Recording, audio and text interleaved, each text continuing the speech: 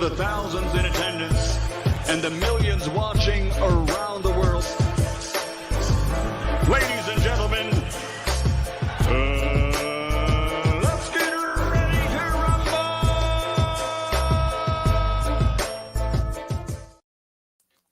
Yeah. What's up? It's our boy Coach Malachi Williams in the building.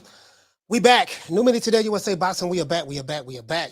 Back up in this BIH, man, with the link read, everybody. Happy Sunday. It is what it is. We're going to make it do what it do.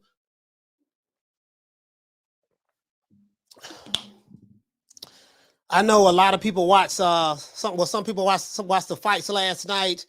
You know, in America, right here and right now, a lot of people watching NFL. So a lot of people watching NFL football. I'm sitting here looking at what am I looking at? It's funny because I didn't pay for this shit. It's funny because I'm looking at I'm on the zone, and for all of these pro network, you know, boxing is very, very funny. You know, on YouTube, on social media, bro. Like the things that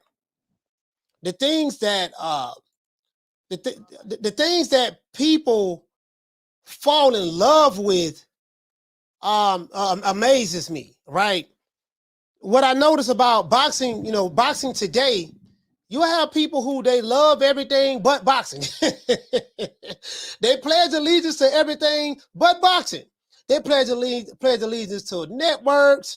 They pledge allegiance to promotional companies. They pledge allegiance to promoters. They pledge allegiance to size of the street. I'm like, bro, everything but boxing. It is what it is, though. It is what it is. You ought to know what time it is, man. Let's get into the show, man. Let me see who here. Shout out to Little Green Eyes P. Shout out to Dolomite. Dolomite say he say let's go with the haters narrative that Janibek is overrated and overhyped. Then that makes Andrade look worse. I mean, just if people feel that way, that doesn't mean that they're haters. That just means that he probably is overrated. I mean, Janibek ain't did nothing in boxing for me to even rate him. So I think that's a fair assessment. But you're also right about Andrade ducked him.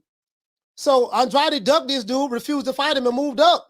You know what I mean? He ducked him twice. So both things can be true. Janibek can be a hype job, overrated. That's true. And Demetrius Andrade ducked him. That's true. Both things can be true. Because who you fight matters. Shout out to Jonathan. Salute to you, fam. Shout out to Jonathan.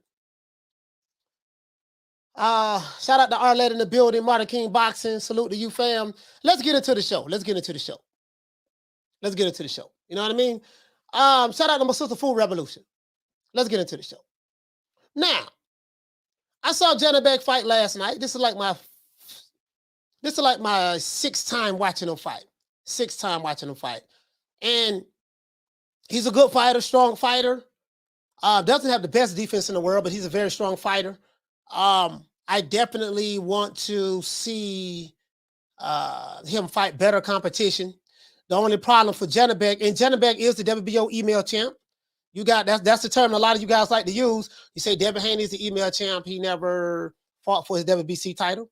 Okay, so we're going to keep that same energy, and we're going to say that Jamal Charlo didn't fight for his WBC title. It was emailed to him. We're going to keep that same energy with Janibek. You know, he is the WBO email champion. He didn't fight nobody. It was emailed to him. So we're gonna be consistent with that, right? So he is the WBO email champ. He defended his email title last night. We're gonna use that same language that you guys use for Jamal Charlo and Devin Haney. Same thing, right? What you say, Fotex? You say he's a Berlanga 2.0. Question I have is this: did Montana Love deserve to be disqualified last night? That's the title of the show. Janibek wins in a close unanimous decision. And it was funny that the decision was close because everyone expected Bentley to get blown out of the water by Janibek. So I don't know if people underestimated Bentley or they overestimated Janibek. And I think it was a combination of the two. I think Bentley was underestimated, and I think Janibek was overestimated, right? So I think it was a combination of the two. I really do. But is he a hype job? Well, let's go by the definition of what people say is a hype job. because people say Devin Haney is a hype job. People say Tank Davis is a hype job. People say that they say Jamal Charlo and Demetrius Andrade and all these other guys are hype jobs. My question is all of those guys can be, Jaime Munguia, he's definitely a hype job. Zerto, you know, he's a hype job. So if all of those guys are hype jobs, why Janibek can't be a hype job? True. Just saying, B. Just saying. I like to take the words that these guys use and flip it and turn it and throw it right back at them. That's what I like to do. So that's what we're gonna do today. He's a hype job.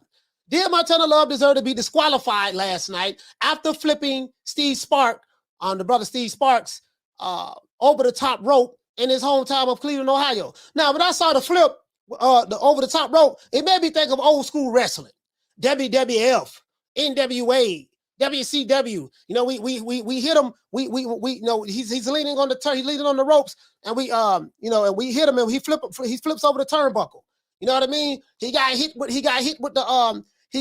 the forearm across the neck and flipped over the turnbuckle. That's what it looked like last night to me. True. But did he deserve to get disqualified? That's the question. Now, we know it's already a foregone conclusion. Montana Love lost last night via disqualification. We know this, right? But let's unpack everything. Montana Love was highly favored in this fight. However, someone forgot to tell Steve Sparks he was supposed to be an easy touch for Montana Love. Someone forgot to tell him that, right? The game plan was simple for both fighters. For Montana, utilize your footwork to walk the overly aggressive Steve Sparks into trap counters and outbox him, right? For Steve Sparks, the game plan was to pressure Montana Love into making mistakes and make the fight rough. Montana Love was dropped in the second round with some really good combinations. He got dropped. Shocked the hell out of me, not even gonna lie. This was a damn good fight leading up to the disqualification in the 6th round. Both men got tangled up while backing up to the ropes, and Montana Love flipped Steve Sparks over the top rope while the referee was trying to break them up. I think the referee should have taken a point from Montana Love instead of disqualifying him, but I can see why the referee DQ'd Montana Love. Because if you got to look at everything in real time, when you're watching in real time, it was like, damn, okay, got him on the ropes, he got him on the rope, they backed up, and Steve had Montana Love head up on his arm or something like that, something of that sort. I got to look at it again. And then Montana just kept pushing him. Montana grabbed the top rope, and you know he flipped him over. Now the good thing is Steve, the guy could have landed on his neck or anything. So I think that's probably why the referee was like, man, goddamn, man, you could have killed this dude. What if the dude would have landed on his head or neck or something like of that sort? So yeah, man, we gotta, you know, the referee disqualified it. So I don't want to be mad at the ref, because the thing is, you got to look at it. This happened in real time. So, you know, when you caught up in a real time situation, it's easy to sit back and say, oh man, he shouldn't have did this, he shouldn't have did that, yada, yada, yada, yada, yada. But the ref got caught up in the moment. And if you look at it, you know, check this out. Let's say Steve doesn't fall on his feet. Let's say he fall on his back, hurt his shoulder or something like that. Then we'll be singing a different tune. You get what I'm saying? But you know, but that's how I'm looking at it. That's how I'm looking at it. Now, I think the referee probably should have taken a point from Montana Love, but I can totally see why the referee disqualified Montana. I can totally understand why. Hopefully, we can get a rematch between these two men very soon. You know what I mean? In other news, Janibek went life and death with Denzel Bentley in what was supposed to be an easy fight. The only problem is someone forgot to tell Denzel Bentley that he was supposed to be easy. Janibek did win the fight in a unanimous decision. However, the fight was a lot closer than the 118-110 score that one of the judges scored for Janibek. Now, that was some hometown Bob Arum yellow envelope cooking. Well, this guy said it was 118-110, one of the judges. Where the hell you saw 118-110 at? But, you know, it is what it is. You ought to know what time it is. You know, Bentley was not expected to win. He was a house fighter. Now, he did lose the fight, but 118-110, I really have a huge problem with that. You get what I'm saying? Janibek was loading up on his shots, like he always do. He became very predictable when he couldn't get the knockout. And you heard the instructions that Buddy McGirt was giving him. Stop looking for the one shot. You get what I'm saying? It seems like he didn't know what to do at times when he couldn't get the knockout from Bentley. When he couldn't knock him out like he'd been stopping everybody else, it seemed like he got a little, you know, he didn't know what to do. And Denzel Bentley had his moments in this fight. literally backing him up, outboxing. He had his moments in this fight. And he was taking some good shots. Bentley was taking some good shots. He really did. And, I definitely had Janibek winning this fight. He won the fight. There was no robbery. It's just that the 118, 110 was a little bit too extra saucy for me. Many fans are wondering why fighters like Jamie Munguia and Demetrius Andrade duck Janibek. It appears a good boxer with a good chin and good footwork would give Janibek problems, just based on what we saw last night. So I really don't understand why Jaime Munguia and Demetrius Andrade ducked this dude. Doesn't make any sense to me. Now it seems that Janibek is just another overrated hype job by the boxing media. He's hyped up. He's a good fighter, but he's not the great white hope. He's not this killer, this monster, this Matilda gorilla that the mainstream media has been hyping him up to be. Is he a good fighter? Yes. Is he that what they hyping him up to be? Hell to the no. I didn't see the boogeyman, Janibek, last night. Jaime Munguia is the WBO mandatory challenger for Janibek's WBO strap. We'll see if Munguia will duck Janibek for the second time, or will he actually just fight the guy. In other news, Senicia Estrada won a 10-round unanimous decision in her debut with Top Rank versus Jasmine Villarino, right? Richard Hitchens. He did win his debut with Eddie Hearn's Matchroom Promotions. He scored a what round that was? That was an 8th round TKO stoppage against Yamar Alamo. He fought, he jabbed shit out. He was just jabbing the dude. Like, bro, it was just a jab fest. Just too much, too fast, just jabbing the hell out of him. You know what I mean? How do you guys feel about Janibek being an overrated hype job by the mainstream boxing media? Do you feel that Montana Love was exposed last night against Dean Sparks? And do you feel that he should have been disqualified? Let's get into the show. Let's give everybody a round of applause.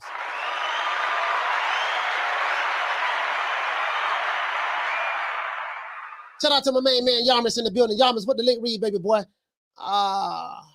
Dirty Boxer, what you say, fan? ESPN jumping the gun on their promos. Okay. Rockman, what you say, fan? Rockman, he said, what up, coach? What up in the chat? He said, I think it's going to be a lot of wrestling. He said, I think it's going to be a lot of wrestling after punches to control angles. Yeah. I see what you're saying. I think they call it head control. Pause. He said the ref, I guess you're trying to say the ref could have let it go, but I do understand. See, hey, Rockman, I look at it the way you look at it too, but I look at it two ways. I think after the ref saw that,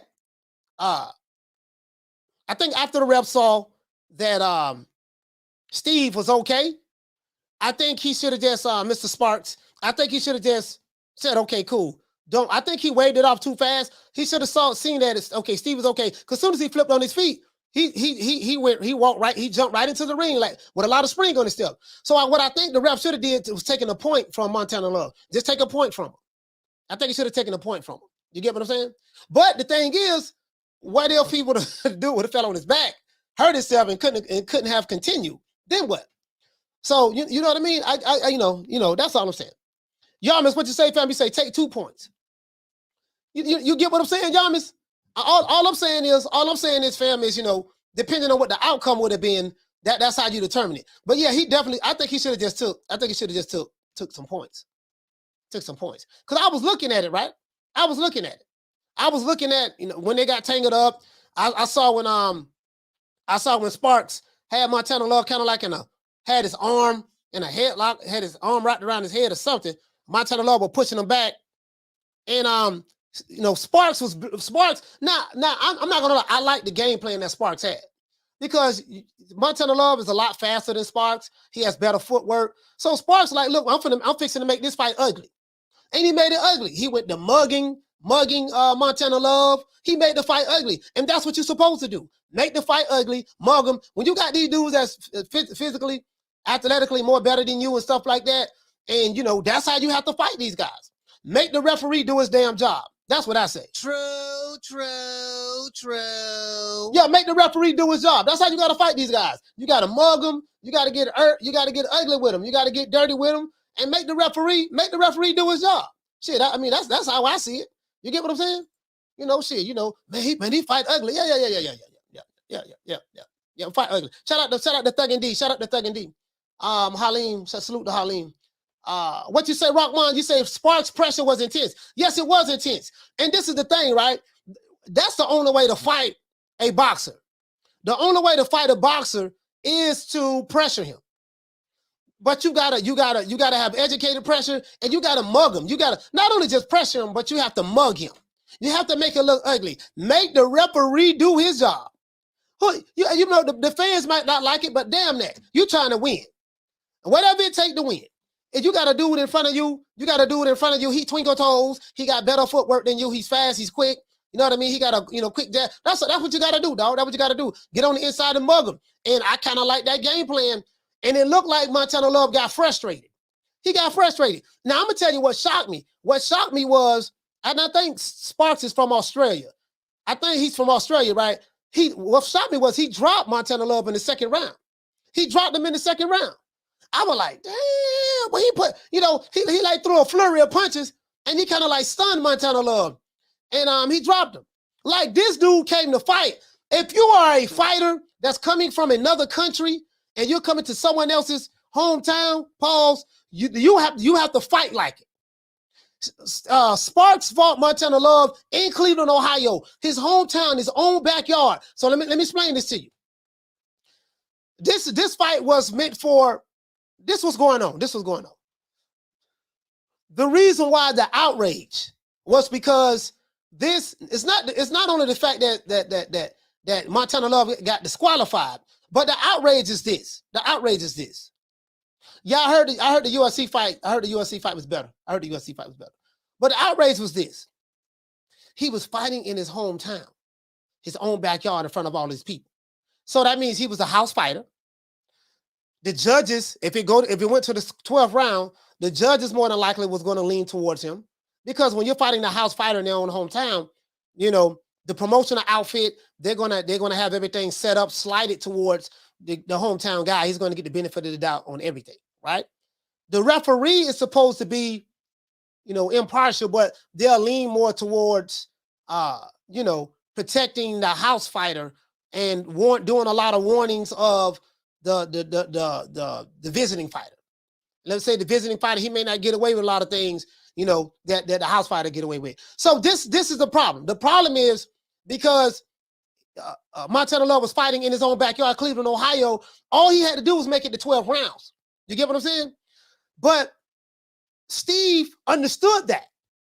Steve Sparks understood that. He like, man, I'm fighting this guy in his own backyard in Cleveland, Ohio. His mama is a judge. His daddy is a judge. His brother is a judge. So his mama, his daddy, his brother is a judge. If this fight go 12 rounds, I automatically know I'm not going to win. The referee more than likely might be on this side, and I'm from Australia. I have no fans here.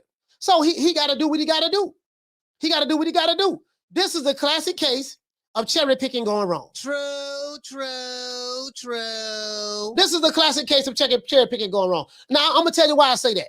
Even if the fight go 12 rounds, right? This guy from Australia, Steve Sparks, he wasn't having it. This dude was coming to fight. Well, he came to fight. And then he dropped Montana Love in the second round.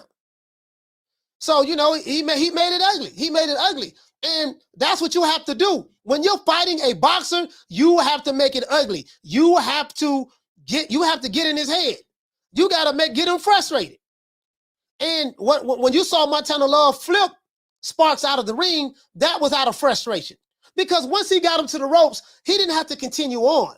Because the referee was grabbing both of them at that time. He didn't have to continue on. But I think because of the adrenaline and stuff like that, he was so frustrated, he just flipped the guy over the rope. That was out of frustration. Because as soon as you get the ropes, and I'm going to tell you how I know. Because Montana Love, if you look at his right hand, his right glove, he had grip of the top rope. He gripped the top rope. As a matter of fact, let's see, can we pull it up? Guys? Well, you know what? That was on the zone. Yeah, the zone don't play. Nah, the zone don't play. Shout out to Jaime Rivera. Yeah, I can't show that. The zone don't play. Well, let me see. It might be on Twitter. Yeah, the zone don't play, boy. The zone don't be bullshit, boy. Yeah, get it, boy. There, you can't show. Yeah, I probably can't. If they have some highlights on Twitter, we'll see. They got Floyd. Hey, so for all you dudes who love Floyd Mayweather and hate the zone and all that stuff there, guess what? You got money made. You got money. Hold on, because I know these dudes sitting there crying. I want you to see this here now. I want you to see this here now. For all you pro Mayweather fans, pro network fans, as you can see, this is Floyd Mayweather on DAZN. You can buy Floyd Mayweather fight on DAZN, pay-per-view on DAZN. This is his fight right here. So for all you pro, let me hold it back some more.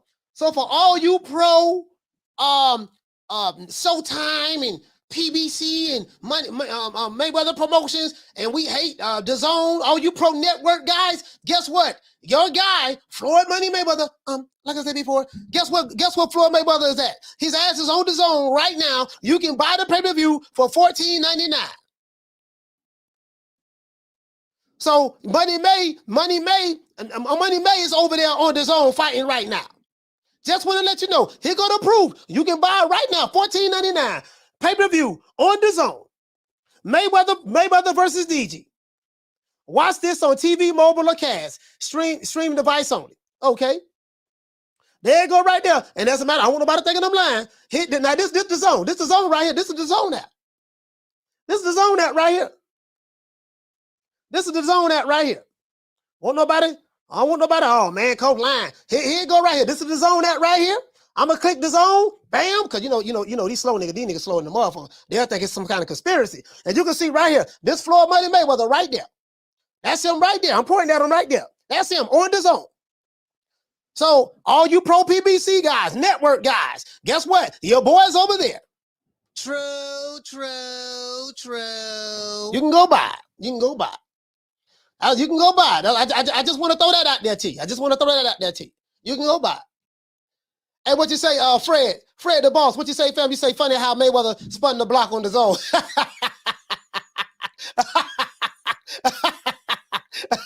Hey, old dirty boxing. He said they about to say it's Photoshop. Yeah, these niggas slow, but oh Lord have mercy. True. Boy, the low IQ boxing community. Boy, the low IQ boxing community, boy. Some of these dudes are slower than them. Bro, let me tell you something. When it doesn't fit their narrative, they would do anything in their power, make up all kind of lies and say whatever it takes in order to support their narrative. Because the truth is like kryptonite to a dumb nigga. When you got a low IQ fan, whether he's white, Hispanic, black, doesn't matter. When you got a low IQ boxing fan, the truth is like kryptonite to their ass.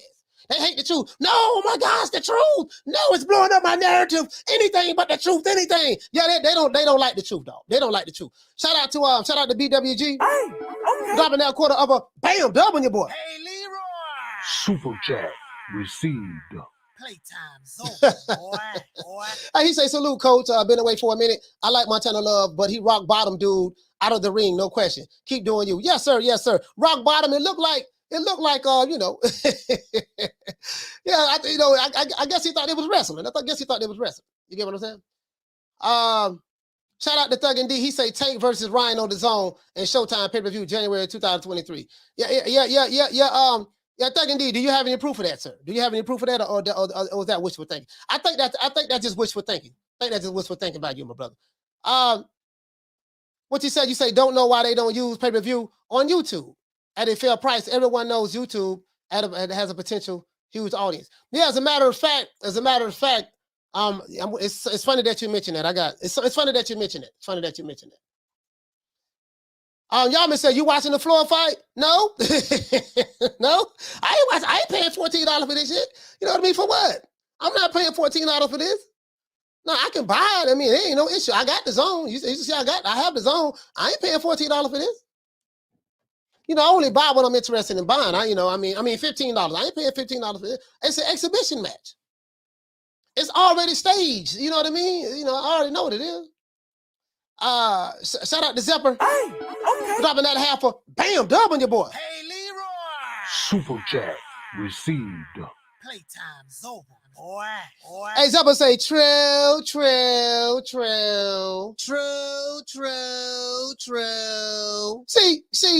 See, I'm gonna tell you why. See, it's gonna be hard for me. Pause. It's gonna be hard for me, right? Let me see. Do I have it here? You know, remember that video Floyd put up, and I had the video right here. I have it right here. Well, Floyd say, you know, y'all stupid. You know what I mean? Y'all keep taking all these hard fights. He said, I'm stealing money. You know, I'm doing illegal bank robbery. You know, I'm fighting these exhibitions, killing the game. I'm killing the game. He bragged about how he's killing the game, and he called the people who taking on tough fights stupid. And he said that they was dumb for doing that while he's killing the game. He's robbing the bank. I cannot support a guy like that. He's already telling me that you're a fool for fighting tough competition and that my fights are setup fights and I'm killing the game. I'm killing the game. Y'all keep paying. He said, y'all keep paying, I'm gonna keep playing. That's what he said. That's what he said. So, you know what a nigga tell me some shit like that, he ain't never got to worry about me buying anything he does ever again in life. Ricardo, what you say? I wouldn't watch it if it was free. Hey, fool. Hey, shout out to my sister. She said, Food Revolution. She said, they have the nerve charging subscribers for that reverence. Ain't a man, come on, man. Come on, yo. Come on. Ain't a man. Ain't no. Hey, here you go right here, man. Lord have mercy. Hey, let me turn this ceiling fan on. Let me turn the ceiling fan on. It's hot in the mug.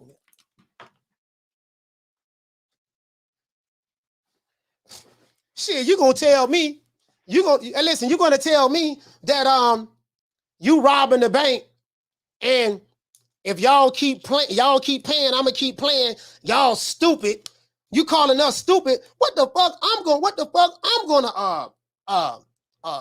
pay for that shit there for? You feel me? No, I'm Gucci, baby boy. I'm Gucci. Y'all just let me know how it is. Hey, y'all miss, I'm watching it for free now. Yeah. For sure. Marta King Boston, what you say, fam? You say ain't nothing free.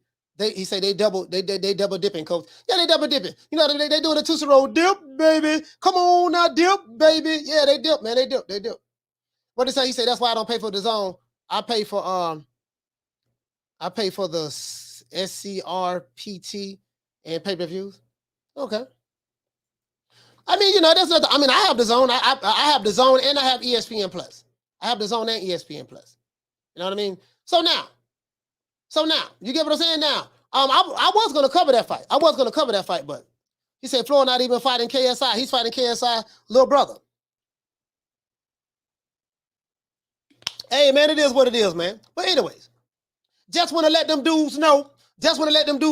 Who hate the zone. Guess what? Your boy, like I said before, Mr. Like I said before, he is on the zone fighting right now. Just want to let y'all know that. So, you know what I mean? So, all you Nick Sacks out there, Nick Nack, Patty Whack, give a Nick Sack. You know, I'm on Twitter right here, right? Check this out. This dude right here. I'm on Twitter right now, man. I'm looking at, what the dude named Tyson Fury Daddy. You know, he in the ring with his shirt off. Tyson Fury Daddy. Yeah, I guess he's some kind of tough guy. I don't know. He was in the mafia or some shit. I mean, of course, I don't know what kind of mafia he was in. I ain't saying he is, but you get what I'm saying though. What they doing? They trying to sell it. They got Team TMT. They got the money team security in there. See, what y'all gotta understand is this. Floyd Mayweather's persona is built on him having a lot of money. The money team. So if your persona and your character and personality is built on you having a lot of money, even if you may be going through rough times, whatever that may be, you still have to keep that persona on because that's a part of your image. That's a part of how you make money. You get what I'm saying? So I just want y'all to understand that. But anyways, she said Floyd fight tonight. Floyd is fighting right now. Their fight is on the zone right now. You know what I mean? I don't know if he's actually in the ring as of yet, but yeah, it is what it is. But now, Montana Love, as a matter of fact, let's look over here. Let's pull this up.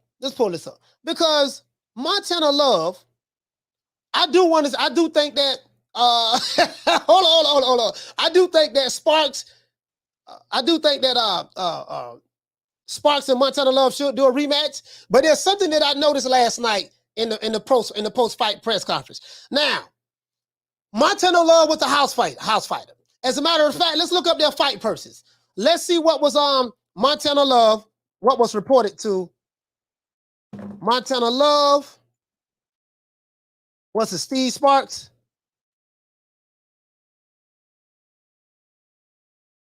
That's the name Sparks, right? Let me see. His name was Steven Sparks, right? Yeah, Steve Sparks. Steve Sparks. Let's go to Fight Purse. Shit. Steve Sparks he might was fighting for a whole head cheese sandwich last night. You know what I mean? Let's see what's up. Let's see what's up. Oh yeah, that's right. And it showed that he got.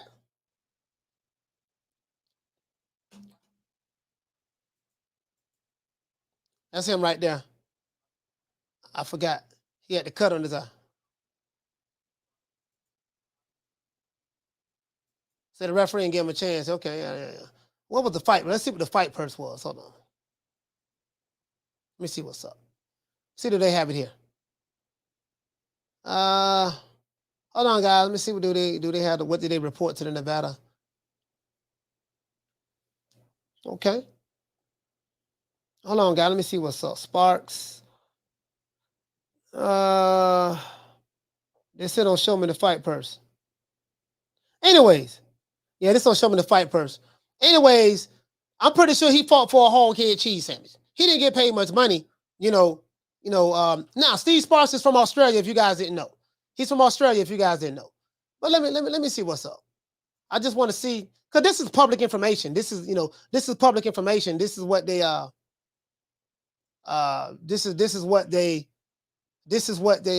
what they put out there in the public.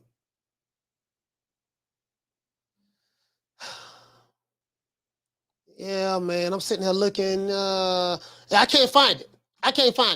At King KO, you say what you say? You say Love got dominated? Nah. I won't say he got dominated. Nah. I mean, Love won some rounds. I won't say he got dominated. I think what it was, King KO, is the dude Steve. Listen, bro. That's how you listen. Let me tell you guys something. When you're fighting a fighter, when you're from a different country and you're fighting them in their own hometown, when his mama the judge, his daddy the other judge, his baby mama the third judge, his cousin, his cousin is in your corner, giving you water, right? You have to use his trainers. The promoter brought you in. You just in there just to be easy work. So that's how you fight it. That's how you go in there and you fight, dog. True. That's how you fight. True. That's how you fight. You know what I mean? He made it ugly. What you say, King KO? You said all that clinching didn't save Love. See, both fighters was clinching, though. Both fighters was clinching. I mean, Love wasn't the only one clinching. Steve was clinching too. Both fighters was clinching. You get what I'm saying? Yeah, both fighters was clinching. So but I think they need to do a rematch though. What to say? What you say, Marquis? You say Montana hate, aka AB Junior.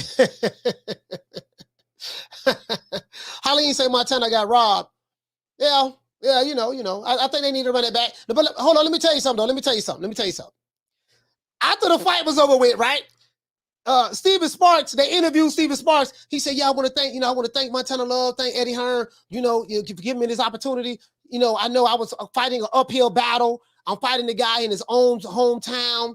He was a house fighter. Everything was stacked against me, and I pulled it off. He pulled off an upset. And they asked him. They said, would you give him an immediate rematch? You know what Steve said? He said, well, he said, if it makes sense, you know what I mean? He said, yeah, I give him a rematch, but it has to make sense. True. Hey, he said, it have to make sense. Guess what? And guess what? He ain't wrong. He ain't wrong, dog. He ain't wrong. It have to make sense. That's what you tell him too. Yeah, y'all brought me in here on a whole head cheese sandwich, 2 pork chop bones, and a 6-pack of Coronas. Now, if you want me to rematch this dude, guess what? Yesterday's price is not today's price. Yesterday's price is not today's price. You know what I mean? Now I got the belt. I don't know what kind of belt he had. He had a Reggie belt or something? Did Montana have a Reggie belt? Did he have a Reggie belt or something? I don't know what he had, an NABA belt or something like that. What is it? North Atlantic. I don't know what he had. Well, he had one of them North Atlantic belts, right? Well, he didn't even have a Reggie belt. What kind of belt that was he had last night? A PapaJohn.com belt? What kind of belt that was he had last night? Mama say knock you out belt. What kind of belt that was? Anybody know? I ain't shit. You get what I'm saying? It wasn't a real belt. It was a Boudadine belt. Boudadine mean fake. Let's see. He had a what kind of belt he had? Let's look right here and see. Let's look right here and see. Let's go to Boxing News 20. Let's look right here and see. Anybody know what kind of belt that was? PapaJohn.com belt? You know, they got so many belts. You know, they have so many belts. Halim say the franchise, he say some franchise belt. Let me see. What kind of belt that was? Look at the results last night. Let's look at the results. Let's look at all the results last night. Because we had quite a few people did their thing. What kind of belt that was? Montana Love lost last night, man. Some people say he got robbed. My thing is, how did he get robbed in his own hometown? You get what I'm saying? How do you get robbed in your own hometown? The promoter, you with the right promotion company. The promoter put the fight on. Your mama, the referee. Your mama one of the judges. Your daddy one of the judges. Your baby mama the other judge. Everybody in there came to see you. Y'all packed the house. How do you get robbed? So what y'all saying? Y'all saying the referee was on the referee was on the payroll. Hey, what y'all saying? The referee was on the payroll. What y'all saying? And if he was on the payroll, whose payroll he was on? Shout out to Tony Boswell. How did the you get what I'm saying? He was fighting. Listen, he was literally fighting on his front porch. This man came all the way from Australia. So you trying to say so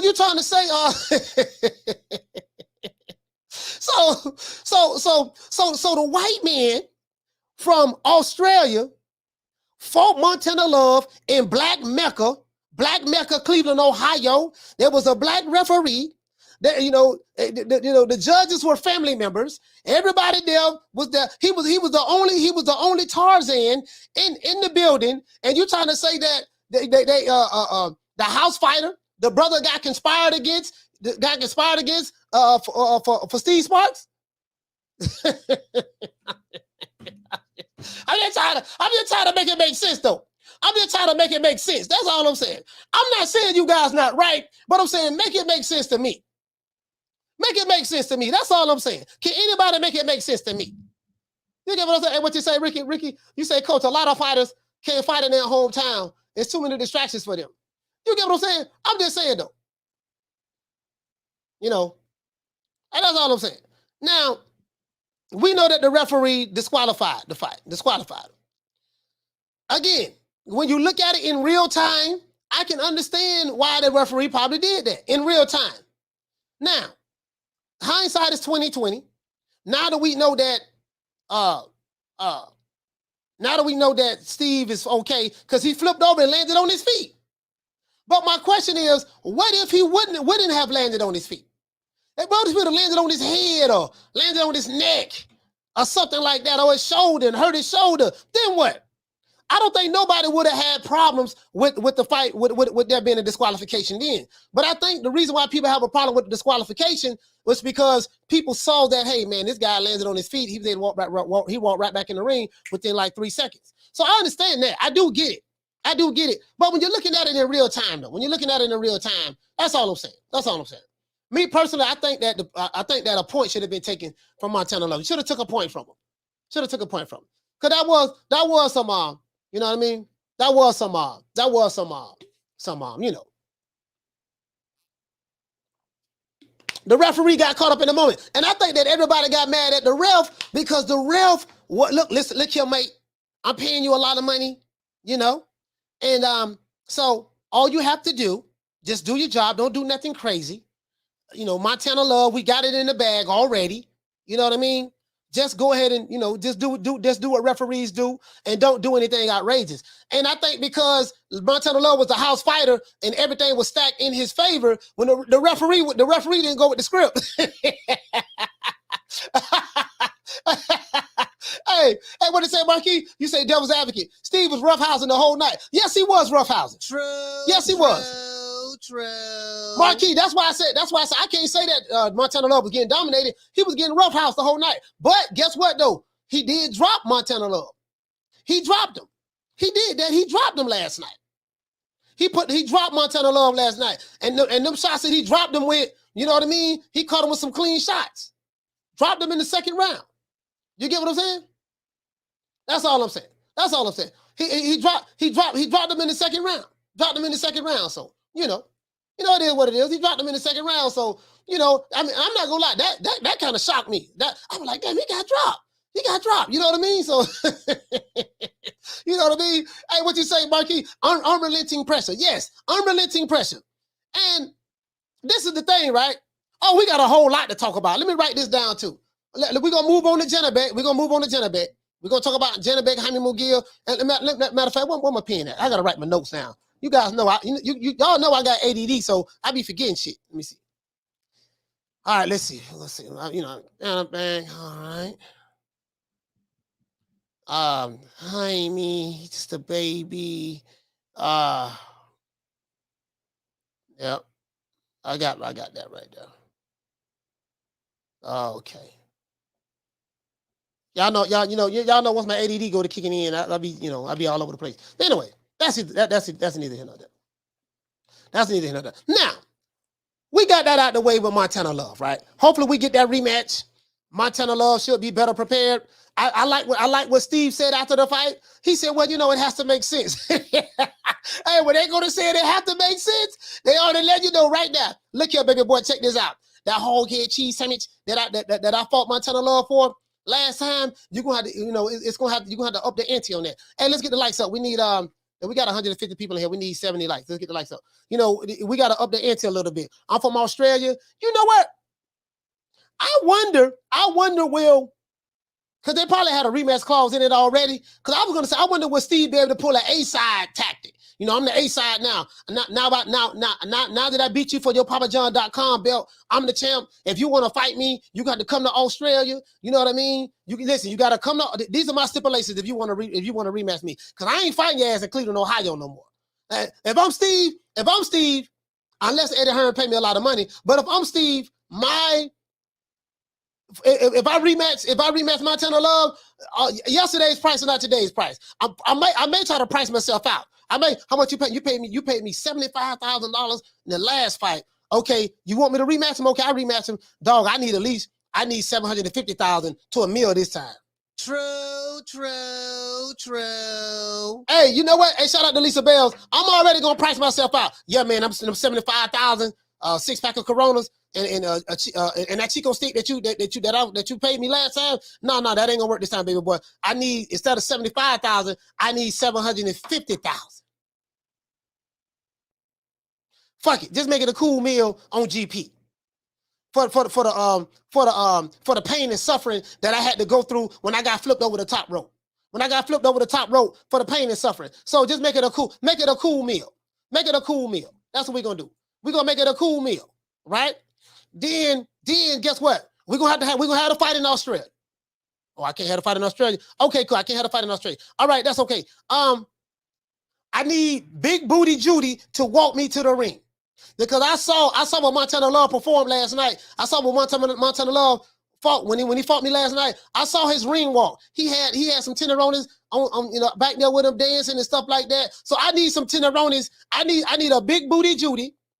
I need a Big Booty Judy, and I need a Big Booty Judy and Thick Thigh Diane. I need Big Booty Judy and Thick Thigh Diane to come to walk me to the ring. So we got Thick Thigh Diane. She thick in the thighs. You know what I mean? Thick Thigh Diane and Big Booty Judy to walk me to the ring. See, if I'm Steve, I'm coming with all types of stipulations now. You know what I mean? Because I don't whoop your boy. I don't beat him already. I went to his hometown. I beat him in front of everybody. Y'all saw what happened. You know what my story gonna be? Listen, I was whooping Montana Love so bad, he got frustrated and he had to cheat and flip me over the ropes. Because that's what I'm gonna say. Man, y'all saw I was putting them paws on him. I dropped them in the second round. I was putting them paws. I was beating them down in the 6th round. He got frustrated. Pulled the old WWF move on me to flip me over the top rope. He thought this was WrestleMania 20 or something like that, WrestleMania 18 with Hulk Hogan and the Ultimate Warrior. He thought he was the Ultimate Warrior, and I was Hulk Hogan, and he flipped me over the top turnbuckle. I was beating him down. Y'all saw the fight. I was beating him down. I cut his left eye, even though that came from a head. But I'm just saying, me. That's what I'm going to be doing. Cause I'm a master when it comes to shit talking. I got a PhD when it comes to shit. I have a master's degree when it comes to shit talking. I'm pound for pound. I'm one of the best on the planet. Forget the country. I'm one of the best on the planet. Me, Clarissa Shields, Alicia Baumgartner, couple of fighters, Tony Harrison. I'm pound for pound. Keith Thurman, like Adrian Broner, pound for pound. I'm up there with some of the best. The Rock. You get what I'm saying? Right now I'm selling out. Yeah, dog, I was putting them paws on them. I was beating the brakes off of them. You see what I'm saying? They was going to try to rob me. I dropped them in the second round. I was fixing to drop him again. He grabbed me. When I was putting them paws on him. You see what I'm saying? And then he started wrestling with me, pushing me back to the rope. And then right when you was getting ready to try to break the wrestling match up, ref, he flipped me over the top turnbuckle. So because of the mental stress that I had to go through, this is what I'm gonna need. I need a cool meal. I need a meal. I need a millie this time, since I'm the champ.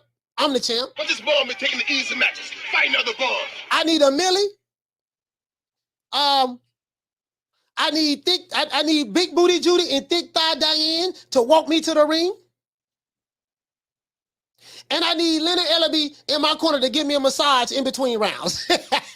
True. Hey, Halid, those are my 3 stipulations. I need a millie, Thick Thigh Diane, Big Booty Judy, and I need Leonard Ellaby to give me a massage in between rounds, like he used to do Floyd.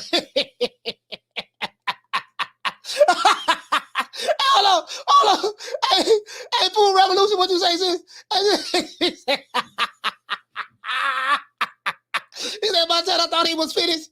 He said, he was the finished. Article 3, he said, after beating John Saylor cast off. Hey, Food Revolution say, she said he gonna show up in negotiation with a neck brace. True. Hey, that's a good one. He gonna show up in a neck brace. Man, I was beating the brakes off him. Y'all saw me, I was beating the brakes off him. I was beating him like Black Jack Mulligan did Kevin Sullivan in 82 at the Armory. I was beating the brakes off of him. You saw what he did? You saw what he did. On the A side, 80-20. It's gonna be 80-20 this time. 80-20. I need a cool millie this time. I need a cool meal.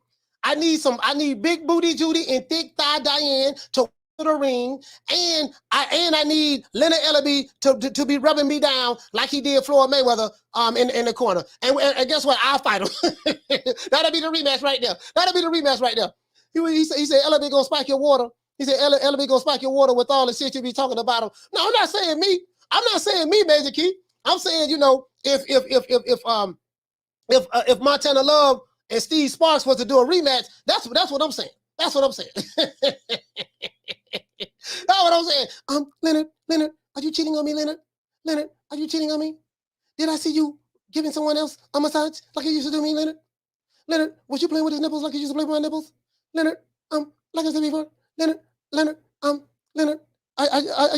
you doing the unthinkable? Are you doing the unthinkable, Leonard? Are you doing the unthinkable? Leonard, no, that's it. You're fired. You get what I'm saying? So, I don't know. I'm gonna just do that on GP just to make. I'm gonna do that on GP just to make Floyd mad. See, can we make Floyd mad? Cause I don't. Now, one thing I will say about Leonard Ellaby, he is loyal. He's loyal. Now, Janibek. Let's talk about Janibek. My main man, Janibek, he fought Denzel Bentley, right? He fought a dude named Bentley. Now, sources say that Bentley was supposed to, be the fall guy. He just supposed to lay down, and he just supposed to be a walkover. Apparently, somebody forgot to tell Bentley that. Now, the only reason Bentley was in the ring was because Jaime Munguia ducked Janibek. Jaime Munguia, as a matter of fact, let's pull this up. Jaime Munguia turned down two mandatories. He's the WBC mandatory. And he was mandated by the WBC to fight Carlos Adames. But he said, nah, he don't want none of that smoke. So Carlos Adames ended up fighting Juan Montiel. That's how that fight happened. Because Jaime Munguia pulled out of that. Told the WBC, nah, baby boy, I'm Gucci. Everything Gucci, baby boy. We ain't doing that. See what I'm saying? Then he was mandated by the WBO to fight Janibek. That was supposed to be Jaime Munguia in the ring. Jaime Munguia like, nah, baby boy, that's okay, baby boy. Pump your brakes. Let me sidestep. Stop. Rewind. Bring it back for a little bit, baby boy. We ain't doing that right now. You see what I'm saying? I got a can lined up. Coming down the pipe. Then I'm fighting in Mexico, named Correa. I got a can lined up. I got a big old tomato can lined up, and I am the can opener. And right now we I got other plans. So Janibek, and then we know Demetrius Andrade ducked him too. Demetrius Andrade was mandated to fight this man twice. He refused to fight him and moved up. So now, why I have no idea. If I'm Jamal Charlo, if I'm Jaime Munguia, if I'm, what's the name moved up? Demetrius Andrade moved up. If I'm any one of those guys, I'm breaking my neck to fight Janibek next. If you got a good jab, you can give him problems. If you can take a punch, you can give him problems. There's not a doubt in my mind that someone like a Jamal Charlo have all of the physical tools to beat someone like a Janibek. And Janibek got this, he was getting this reputation for being the boogeyman. Janibek is the email champion. If Danny Haney is the email champ, Jamal Charlo is the email champ, guess what? Janibek is the WBO email champion. He ain't fight nobody for the belt. Facts. True. So the email champ, Janibek, fought somebody that was supposed to be an easy touch for him last night. Come to find out, the brother from the UK wasn't having none of that. Now, did he lose the fight? Of course, Bentley lost the fight. 118-110, that score was ridiculous. There's no way that fight should have been 118-110. Now, my criticism of Janibek is this. He relies on his power too much.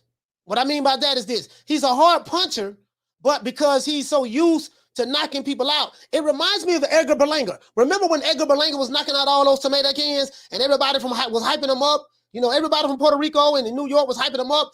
Edgar Berlanga, Edgar Berlanga. Not everybody, but you get what I'm saying. Edgar, he's going to be the next Tito Trinidad. He's going to be the next, he's going to be the next, just the next legend in the sport, Miguel Cotto.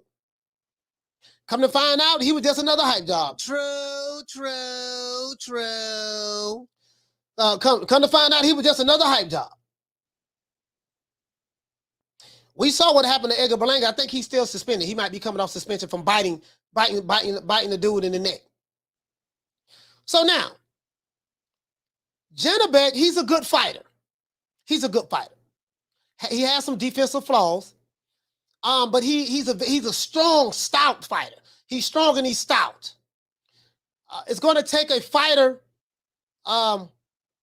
I want to see what he looks like if he's in front of a fighter who has some pop, who can punch, and has some good footwork. The only problem is the fighters who supposed to be the top guys, they ducked him. So I can't be mad at Janibek because, you got dudes who supposed to be the men in their division. They ducked him in. Now, we saw last night that he has some kinks in his armor. Now people saying he's a hype job. Okay, cool. If he's a hype job, that's fine. My question is this. Will your fighter fight the hype job? They call Janibek the boogeyman because didn't nobody want to fight him. So the boogeyman title is warranted. I have no problem with the boogeyman title because what makes you a boogeyman? When you have people openly saying they do not want to fight you. When you have people being mandated to fight you twice who were champions and they refuse to fight you. And then they drop their belt. When you have people who are mandated to fight you and they say, nah, baby boy, I got a couple of more cans I'm working on over here, on aisle 3. So if you got guys who are refusing to fight them, that's where the boogeyman title comes from. But if you Jamal Charlo, you gotta be sitting back, even though Jamal Charlo's not mandated to fight him, but Janibek said he wanted to fight the champions. He wanted to fight the champions. So, but if you Jaime Mugiel or even Jamal Tully, you got to be rubbing your hands like the bird, man. Like, yeah, Water, yeah, you know what I mean? Yeah, baby boy. Yeah, I think I'm about ready for that now. Only thing is this. Janibek, I don't know if he really has a chin because I haven't seen him, I haven't seen him get cracked by a top fighter. But the thing is, I can't punish the guy, I can't sit back and say, oh, he ain't fought none of the top guys. I can't punish him in one breath by saying that while ignoring the fact that the top guys didn't want to fight him. True, true, true. Y'all get what I'm saying? Y'all get what I'm saying? It's like, you can't make a motherfucker get in the ring and fight you. You can't make a motherfucker get in the ring and fight you. That's all I'm saying. Now, let's look at this here. Let's go to the WBO. Let's go to the WBO. Because, boy, Lord have mercy. Lord have mercy. Let's go right here. Because, boy, Jaime Mugiel, hold on. No, we ain't. This is what we going to do. That's what we going to do. Hold on. Jaime Mugiel is there, right? Jaime Mugiel is there, right? Hold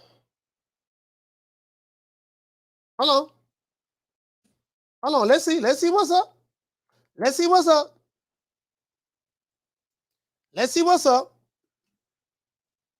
When this was? This was October. Let's see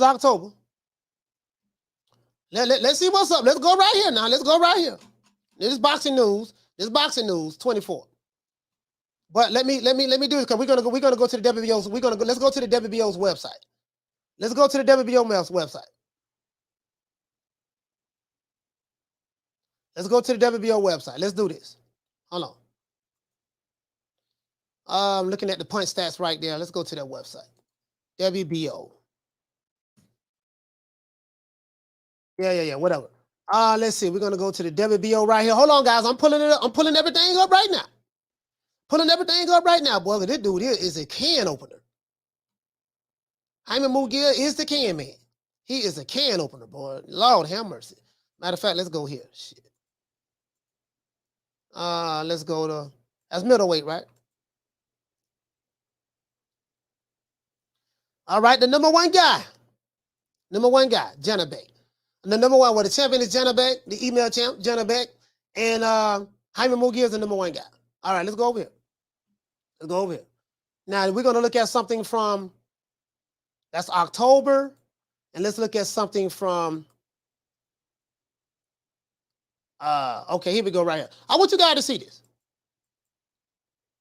If you're new to the channel, please subscribe to the like button. It said Jaime Mugiel ordered to face Janibek by the WBO. This was back in March, if I'm not mistaken. Oh, this is February. So in February, I want you to take this in mind. Jaime Mugiel is one victory away from challenging for his second title. But a fellow unbeaten, hungry fighter from Kazakhstan promises to stand in his way.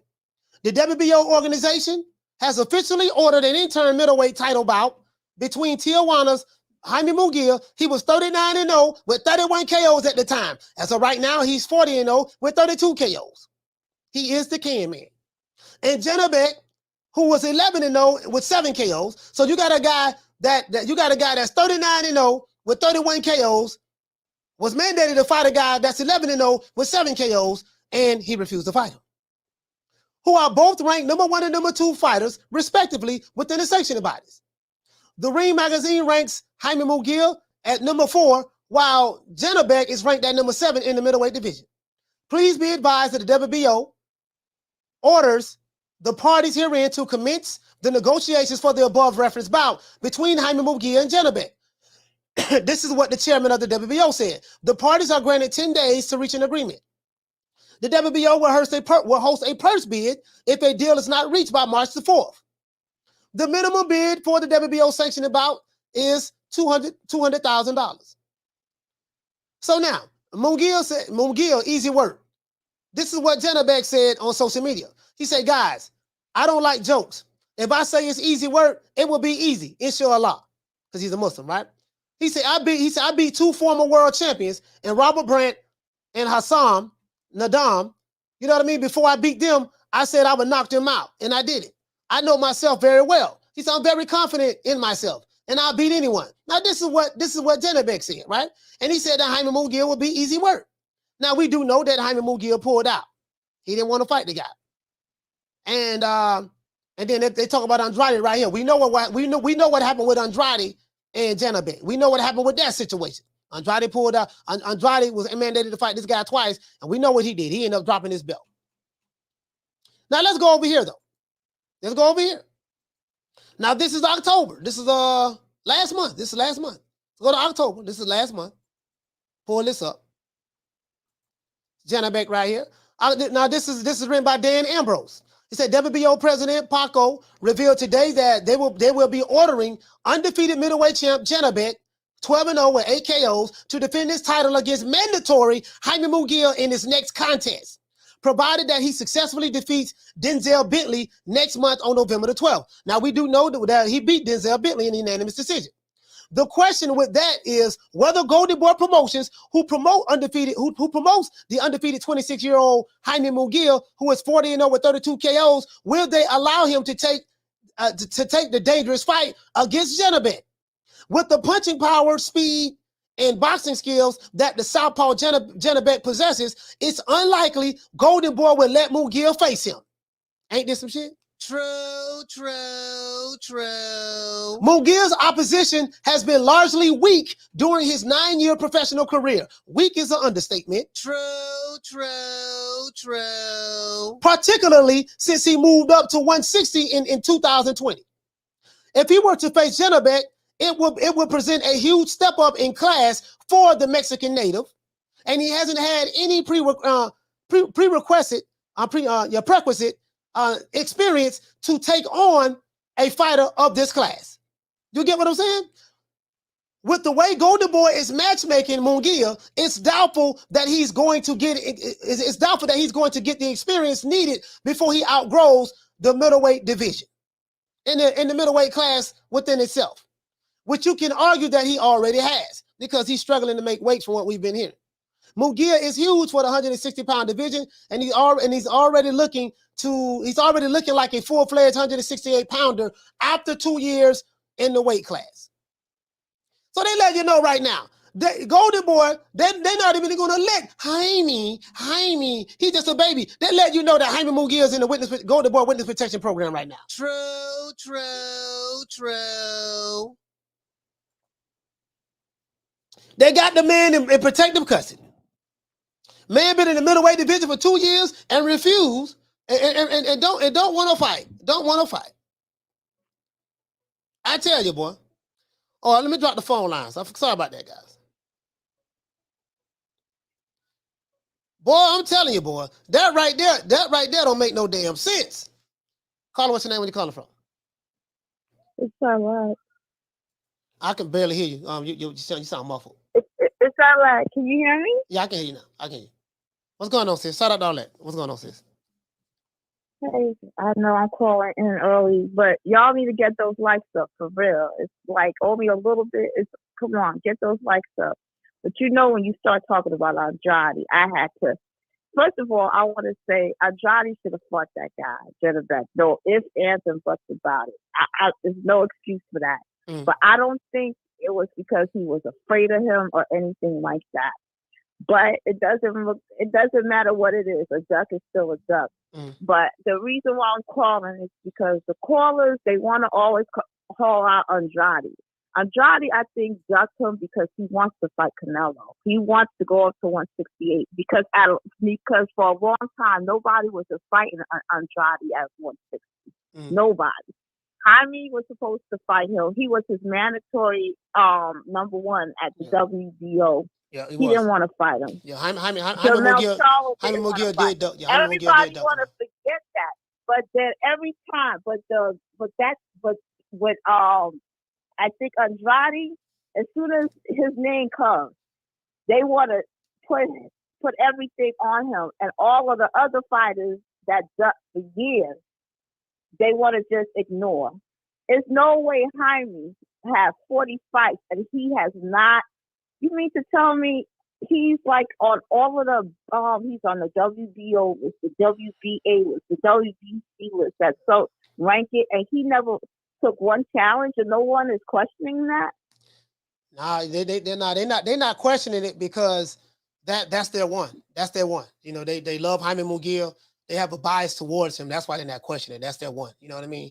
Certain fighters with certain fighters with certain fan bases, certain fan bases have double standards when it comes to their fighters. That's just reality of the But situation. you know what? I'll be honest, Coach. I have a bias against Andrade. You know I like him. You know I love him. But at least I admit that I have a bias. These people here, they're using Andrade just to. I think, but Andrade did mess up. He should have fought him because I think even if he would have won, which I'm pretty sure he would have won, they would have called him a bum anyway. So I mean, they would have said, "Oh, Janibek, he didn't beat anybody," but that's still no excuse. He should have fought him. But that's all I wanted to say, Coach. You have a good show. All right, I'm thank still you. listening. Yeah, shout out to all that. Salute. Harlem is in the house. Harlem's in the house.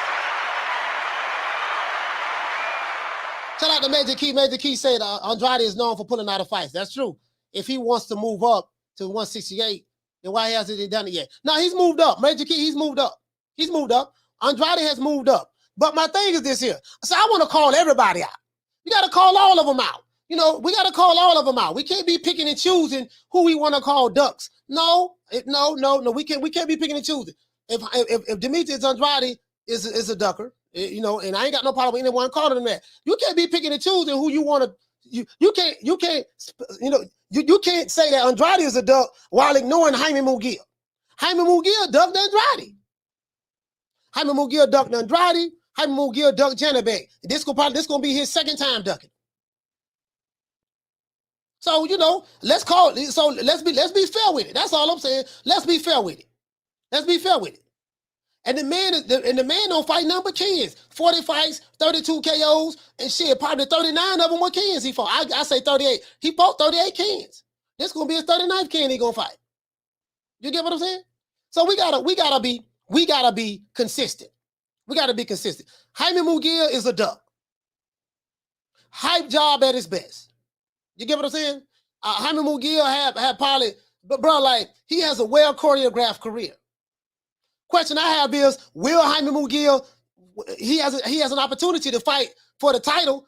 We know he's gonna get by this tomato can. He's gonna fight. He fight Correa in Mexico. So he's gonna fight a dude named Correa in Mexico. So we already know, we know he's gonna get by him. Will Jaime Munguia fight Janibek? Will you Jaime Munguia fans, will you keep that same energy? I doubt it. True. I doubt it.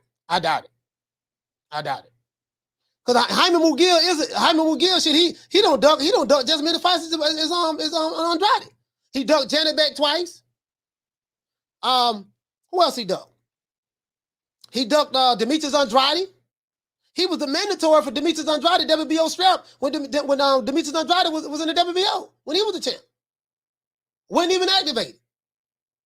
So, you know, I get it. I understand you Jaime Munguia fans very well. You guys don't keep that same energy, but that boy Jaime Munguia, that boy a duck, man. That boy a duck. Jaime Munguia is a duck.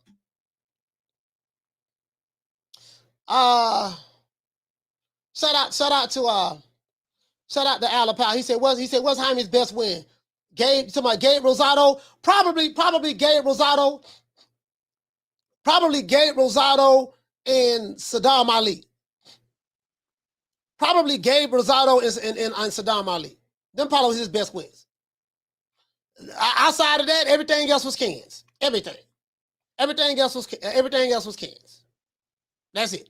So we gonna see what's on. Oscar De La Hoya got that boy in the witness protection program. Boy, let me tell you something. But Jaime Munguia, he ain't got to worry about fighting nobody. He ain't fighting for no belts. Like he gonna break Floyd Mayweather's record. Floyd Mayweather what 50-0? Well, really Floyd 49-0. Really, Floyd is 49-0. He's 49-0 because I can't count Conor McGregor. Conor McGregor was an MMA fighter. Conor McGregor was an MMA fighter, so I can't count Floyd. I can't count that. But hold on, guys. Anybody want to watch? Y'all ain't. I wonder is Wakanda watching. Wakanda, are you guys watching Floyd Mayweather fight? We know y'all don't pay for pay-per-view. $15 pay-per-view, they ain't gonna pay for it. They ain't gonna pay for it. Floyd on the zone. Now he's on the zone. Y'all, you can buy it. I'm gonna promote it. You can get it for the low. You can get it for the low. $15. $15 Si lo quiere $15, entonces tú puedes pagar de eso. ¿Está bien? Un pay-per-view. You can get that fight. You can get that fight. You can get that fight. Believe that. Shout out to Lisa. Oh, shout out to Lisa. What's going on, sis? What's going on, sis? DM, what you say? You say, does Jaime have fans? I legit be forgetting that dude exists. Yeah, he has some fans. They'll come over here and defend him. I had this one chick from San Diego. She called 38 Hot. Jaime, he's just a baby. Why do you want Jaime to fight anybody? Like, bro, she was a part of the Jaime Munguia defense team. God damn, motherfucker, he's not ready yet. Wow. Call what's your name? Where you calling from? Oh man, this haters have opinion from New Jersey. What's your name is? Oh man, what about the haters have opinion? Oh, haters have opinion from New Jersey. Talk to me. Hey man, what's good, man? Did y'all see the boogeyman last night, man? Got everybody shook. You seen him? Yeah, you talking about Janibek? Y'all saw him. If Andrade would have fought him, people would have dissed Andrade. People would have said he fought a cherry pick. That's what they would have said. They would have been like, yo, he fought another cab driver.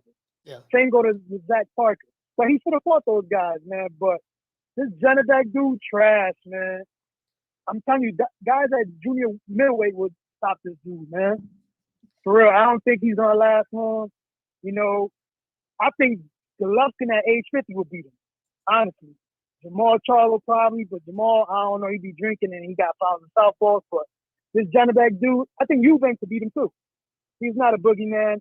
He's not a bad fighter. It's just Top Rank did a bad thing by making him out to be this monster he isn't. You know what I'm saying? But yeah, that's all I gotta say. Andrade, man, he would have killed this dude, man. That's all I'm gonna say. Good luck with Janibek in his future. All right? That's it. Yeah, man. Shout out the haters have opinions. Salute to you, fam.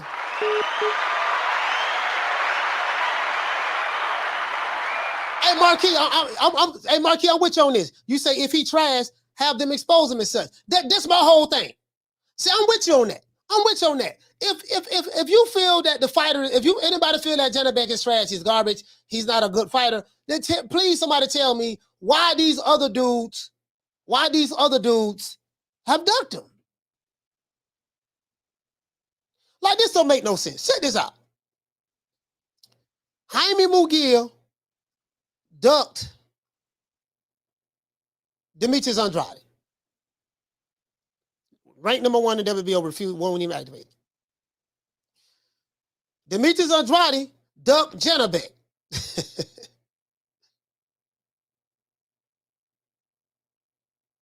Jaime Munguia ducked Janibek. We talking about the middleweight division.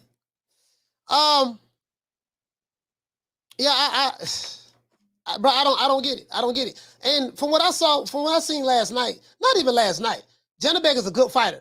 But my thing is if you're gonna fight this guy, this is the time to fight him. And we still have to keep in mind, this is the time to fight him. We still have to keep in mind that Janibek has only had 12 fights, professional fights. So anyone who may have fear of this fighter, this will be the perfect time to jump on him. Pause. With the experience, with the professional experience that Jaime Munguia has as a fighter, he's 26 years old, Janibek is 28.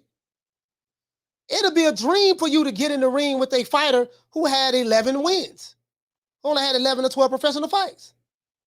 You clearly have the experience, but you know what? Matchmaking is a mother. True. Matchmaking is a mother. Matchmaking is a mother. You get what I'm saying? Matchmaking is a mother. And that's what I'm saying. The matchmakers, they don't like that matchup. They like, you know what, man, Jaime Munguia, he really don't have the best defense. We question his chin.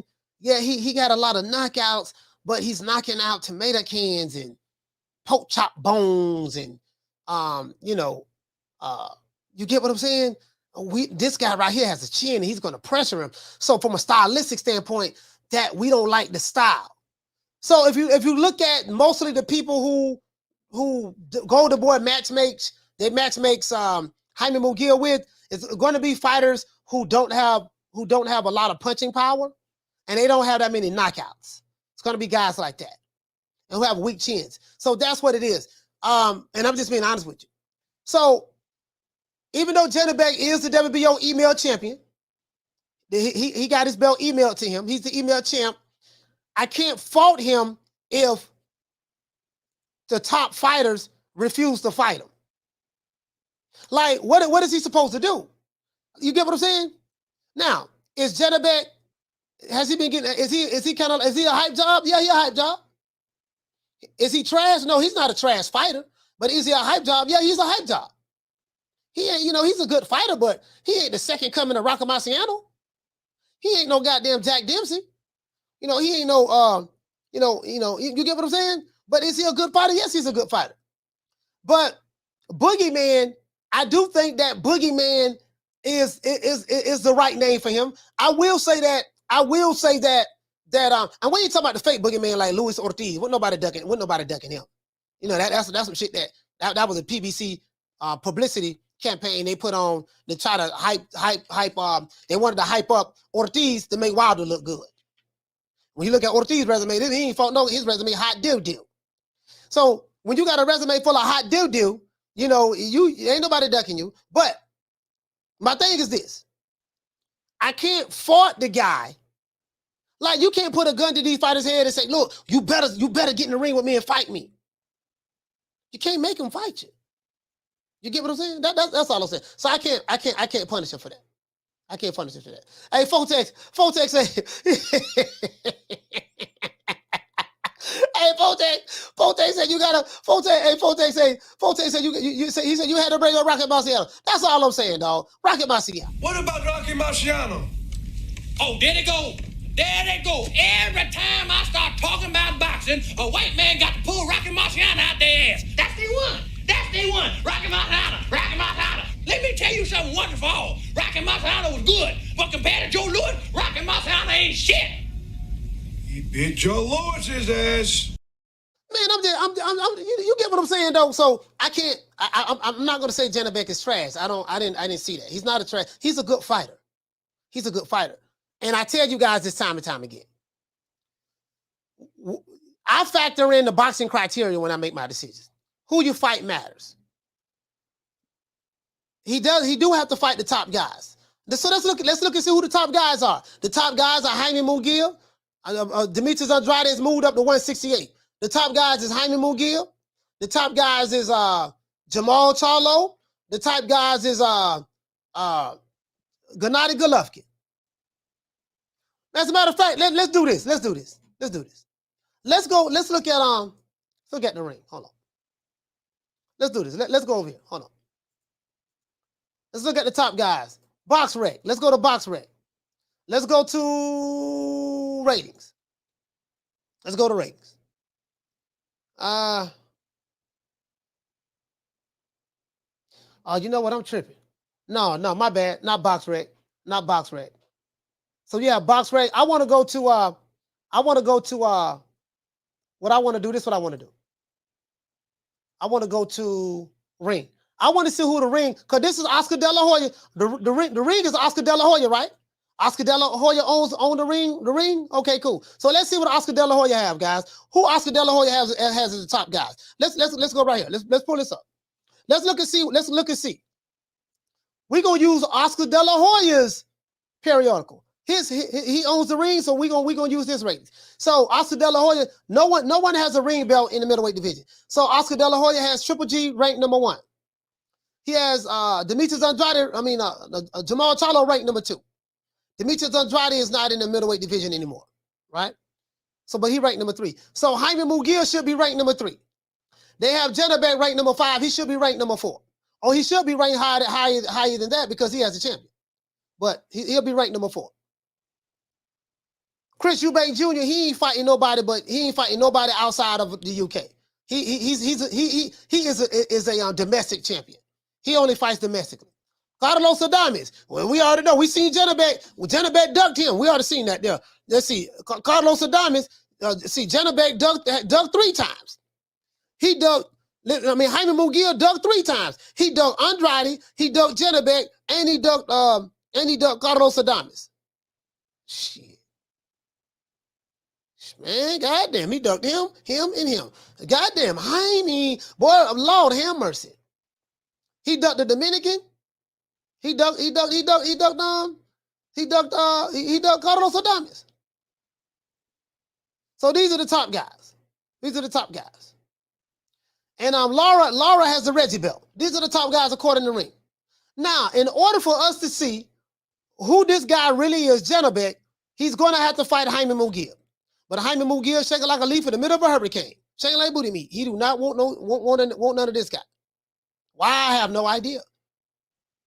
He has an opportunity to beat him. He can beat him. Jamal Charlo. We all know what's going on with Jamal Charlo. Jamal Charlo was in the witness protection program as well. Now, the only difference between Jamal Charlo and Jaime Munguia is in the witness protection program, but he's active when it comes to fighting tomato cans. So he's an active fighter in the witness protection program, and Jamal Charlo is an inactive fighter in the witness protection program. That's the only difference, right? This guy right here wants to fight everybody. Carlos Adames wants to fight everybody. He want to fight Jamal Charlo. We see what the WBC did. They won't even mandate him to fight Jamal Charlo. And Jaime, let's see. Hold on. I want to show you guys something. Because Jaime Munguia was supposed to fight. He was supposed to fight Adames as well. Let's go over here. Let me pull it up. I want nobody thinking I'm capping. Hold on, let me put it up. Carlos Adames. Cause I'm like, man, I don't get it, dog. I really don't get it, dog. I don't get it. Y'all be hyping these dudes up to me, man, and they be sucking and diving and buck dancing and chicken Georgian and they be doing everything. Hold on, let's see what's up now. This January 2022.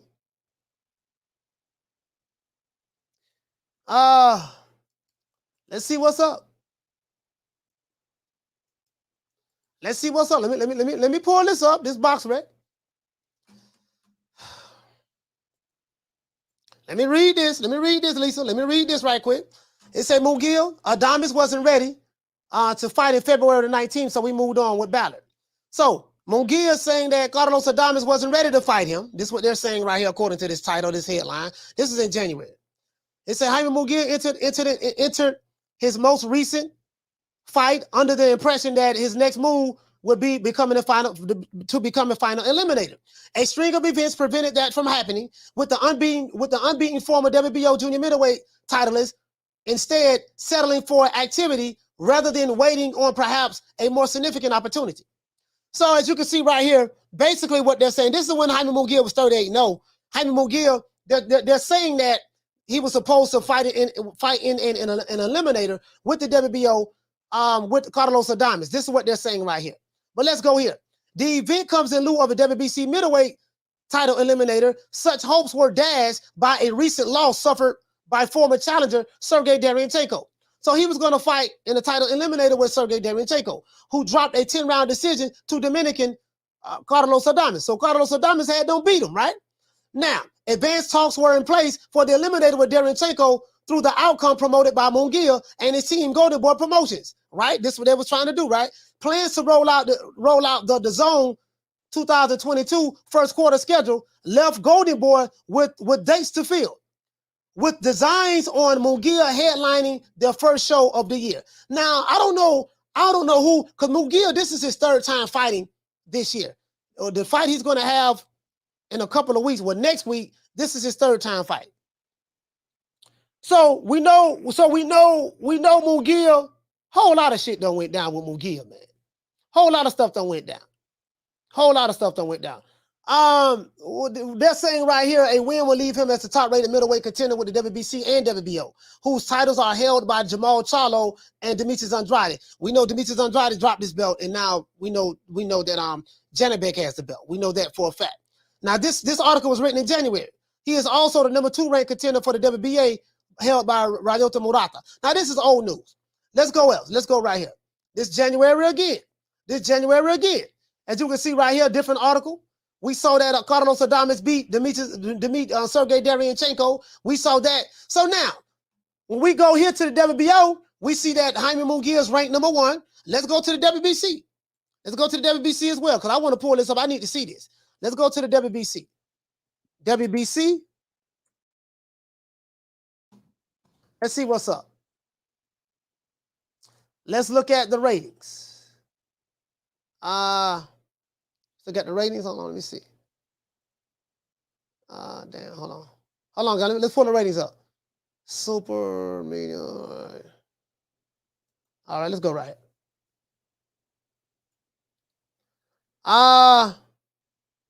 Okay. Right here in the WBA, we know that Carlos Adames is the WBC interim champion. Carlos Adames is the WBC interim champion, and he's trying to fight Jamal Charlo. Let you guys see this. Intern, it's as a matter of fact, they don't even have, Carlos Adames is the WBC interim champion. They haven't updated their website. And Munguia is ranked number 1 now because Carlos Adames is the WBC interim champion. They have to update, it was updated October the 7th. They need to update this to now. Because we know for a fact he's the interim champion because we saw in the WBC convention, he petitioned to fight Jamal Charlo next, but the WBC denied him, turned him down, saying that, you know, he has to be patient and wait his turn. Ain't this some shit? We won't know who these guys are until they fight each other. This is why I tell you guys who you fight matters. Who you fight matters. Because we don't know who these guys are. And we can't use the triangle theory because, okay, like in any given night, a fighter can win. In any given night, a fighter can lose. The guy that's the favorite can lose the fight. So I don't believe in automatically crowning guys the best when they haven't fought all of the top guys. I use the Marvin Hagler criteria. I use the Sugar Ray Robinson criteria. I have an old school, the Muhammad Ali criteria. I have an old school criteria, Roberto Duran criteria. When I judge today's fighters, who you fight matters. That's it. That's my criteria, dog. That's my criteria, dog. He said boxing seems making it easier to read, coach. No, I'm good. I have it right here. It's hard for me to read with this Invisalign in my mouth.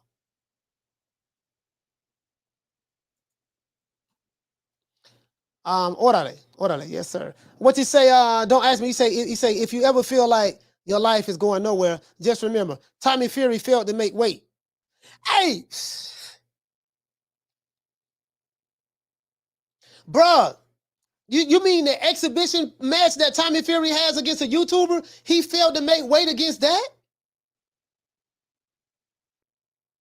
Are you serious? Bro, this some bullshit. But this bomb is taking the easy matches. Fight another bomb. Man, Tommy Fury is a joke at this point. What is it? He's a reality TV star turned boxer. Is he a reality TV star turned boxer? You say, so coach, the WBC didn't give Charlo a mandatory. No, Melvin, they did not give Charlo a mandatory. As a matter of fact, I showed it the other day. They did not give Charlo a mandatory. As a matter of fact, I'm gonna read it to you. Yeah, they didn't give him. I ain't gotta read it to you. I read it the other day, but they didn't give him a mandatory. Carlos Adames had representatives at the WBC convention, and they petitioned because Carlos Adames is the newly crowned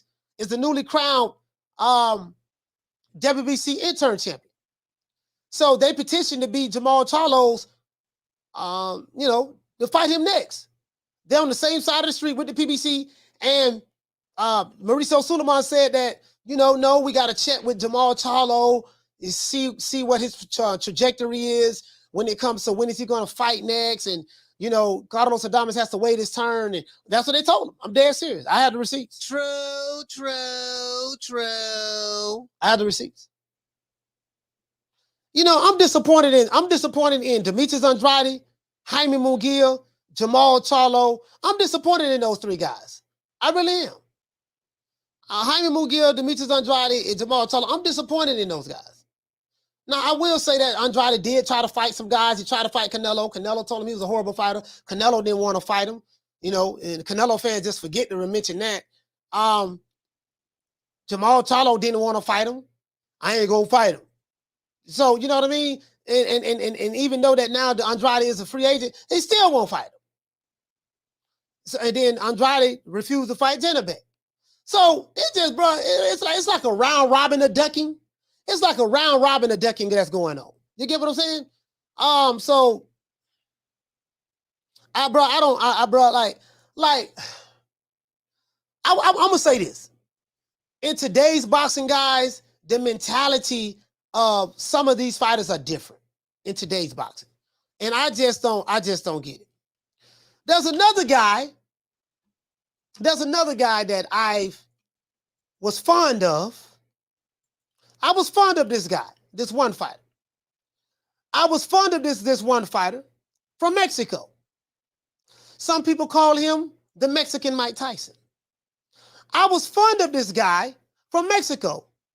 Some people call him the Mexican Mike Tyson.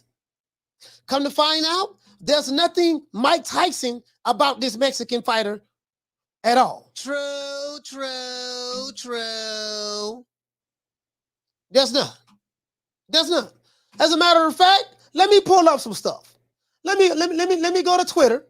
If there's something that I retweeted, on Twitter. And we know that the WBC has mandated Isaac Cruz to fight Shakur Stevenson. We know that, right? We know that. Come to find out, as a matter of fact, from what I retweeted, Isaac Cruz's father said that they are going to let the WBC know that they are going to refuse that mandatory. They don't want to be the mandatory. They want to fight Lomachenko. I can't make this up. True. Dudes told me that this dude was a killer. Hell, even I said he was the Mexican Mike Pitbull because I like the way he fought Tank and all this stuff there. You know, and he got this thick, big Mike Tyson. He got a neck like Mike Tyson. Let me go right here. And this is everywhere. As a matter of fact, let me see. Let me go to some articles. Let's do that. Let's go to some articles right here, man, because this right here don't make no damn sense. But this right here, boy, Lord have mercy. We want to fight Lomachenko. Man, see, so let me get this straight. You're gonna duck. Hold on, let's see. This is from his father. Well, what his father name? See, what his father name? I'm gonna put it up and show it to you guys. This is Isaac Cruz Sr. Let me pull it up. Let me pull it up. Let me pull it up.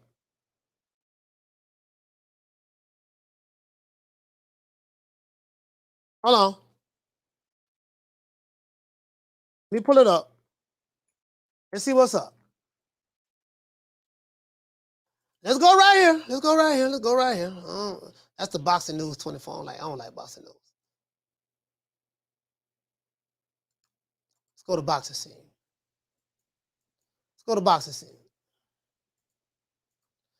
Let's go right here. So I'm going to pull up what Bob Arum said, guys. I'm going to pull up what Bob Arum said, and we're going to pull up what Isaac Pitbull Cruz's father said. And I want to show you that fight was ordered. Hold on. I want to show you this fight was ordered. Because I don't want nobody thinking I'm capping. Now, this on Boxing News, I don't really like going to Boxing News, but this is true in this case. Isaac Sr. prefers Lomachenko over Shakur Stevenson. Says it's an easier fight. Now, let's stop right there. When you have a father that comes out and says, "Hey, listen, we prefer to fight Lomachenko over Shakur Stevenson because Lomachenko is an easier fight." What is he saying? He said, man, I do not like the matchup with my son fighting Shakur Stevenson. That's going to be a tough fight. And the chances of us winning this fight is going to be slim to none. And Slim just went on vacation. So we're going to let them know we don't want to fight this guy. We're ducking Shakur Stevenson in favor of fighting Lomachenko. Well, goddamn, you know goddamn well you ain't going to get Lomachenko. So you're saying that Lomachenko is an easier fight? But let's continue. Let's read. Let's continue to read. This is November the 12th, right? Esau Cruz Sr., the dad of highly ranked lightweight contender Pitbull Cruz, says he's not interested in letting his son fight the number 4 WBC Shakur Stevenson next and prefers to face the number 1 Vasily Lomachenko because it's an easier fight. So the guy that's ranked number 4 is a hard fight, but the guy that's ranked number 1 is an easier fight. Now he know goddamn well he's not going to get a fight with Vasily Lomachenko because Vasily Lomachenko is going to fight who? Devin Haney for undisputed. This is duck language. Pitbull Cruz. This is duck language. Nah, this nigga ducking. And we're going to keep that same energy. That's what we're going to do. Now, with how Lomachenko looked against Jermaine Ortiz in his last fight on October the 29th, you can agree with Cruz Sr. that it would be an easier fight for Pitbull than if he were to face Shakur Stevenson. Now, this is some bullshit. You can't sit back and say it'll be an easier fight. Styles make fights. You can't look at Lomachenko. You saying he struggled with Jermaine Ortiz and say that that'd be an easier fight with my son versus I'd rather my son fight him next. For one, your son don't have the height that Jermaine Ortiz has. That's one. 2, your son don't have the footwork that Jermaine Ortiz has. 2, 3, your son don't have the jab that Jermaine Ortiz has. 4, your son is not a switch hitter like Jermaine Ortiz. Your son don't have the ring IQ of Jermaine Ortiz. So to sit back and say that because what we saw what Jermaine Ortiz did, that fight would be easier for us. How you going to ignore all those mitigating circumstances and say that fight would be easier, knowing goddamn well you're not going to get that fight? True. Let's continue, right? Last Wednesday, the WBC, at their convention in Mexico, ordered Pitbull Cruz and Shakur Stevenson to fight next, with the winner to take on the victor. With the victor, we'll have to take on the winner of Devin Haney and Vasily Lomachenko. So if you know that Lomachenko and Devin Haney are going to fight each other, how in the hell are you going to sit back and say that, look, man, I don't want to fight. I'm a duck Shakur Stevenson. We'd rather fight Lomachenko. Well, you know Lomachenko got a fight coming up with Devin Haney. Make it make sense. True.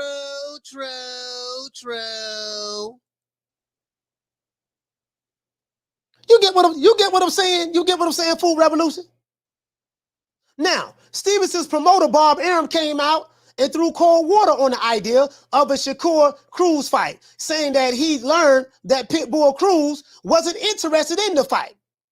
As such, Arum said that he would look for another opponent for Shakur. Now, once Bob Arum realized that Pitbull Cruz, his team, was not interested in fighting Shakur Stevenson, Bob said, you know what, kid, I'm going to have to move on to fight and find somebody else for you. Pitbull Cruz's dad reportedly feels that Shakur would be a boring fight for his son, similar to a dog chasing a cat. He says that he would rather fight Lomachenko. So his justification is this: my son would be in a boring fight against Shakur Stevenson. Bullshit. True. This man ducking. He ducking. Simple as that. How in the hell you gonna say that Lomachenko is an easy touch? Lomachenko ain't no easy touch for nobody. You still gonna have footwork issues dealing with Lomachenko. Come on, man. Come on, yo. That's all he said. He said Pitbull had the nerve to tell Rayo he got to prove himself before he can fight him. Come on, that's all I'm saying, yo. Pitbull Cruz. Come on, man. Bro, hey, Martin King Boston, you can't make this up. True. You can't make this up.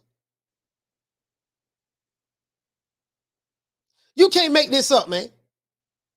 Bro, listen. This is what the man father said.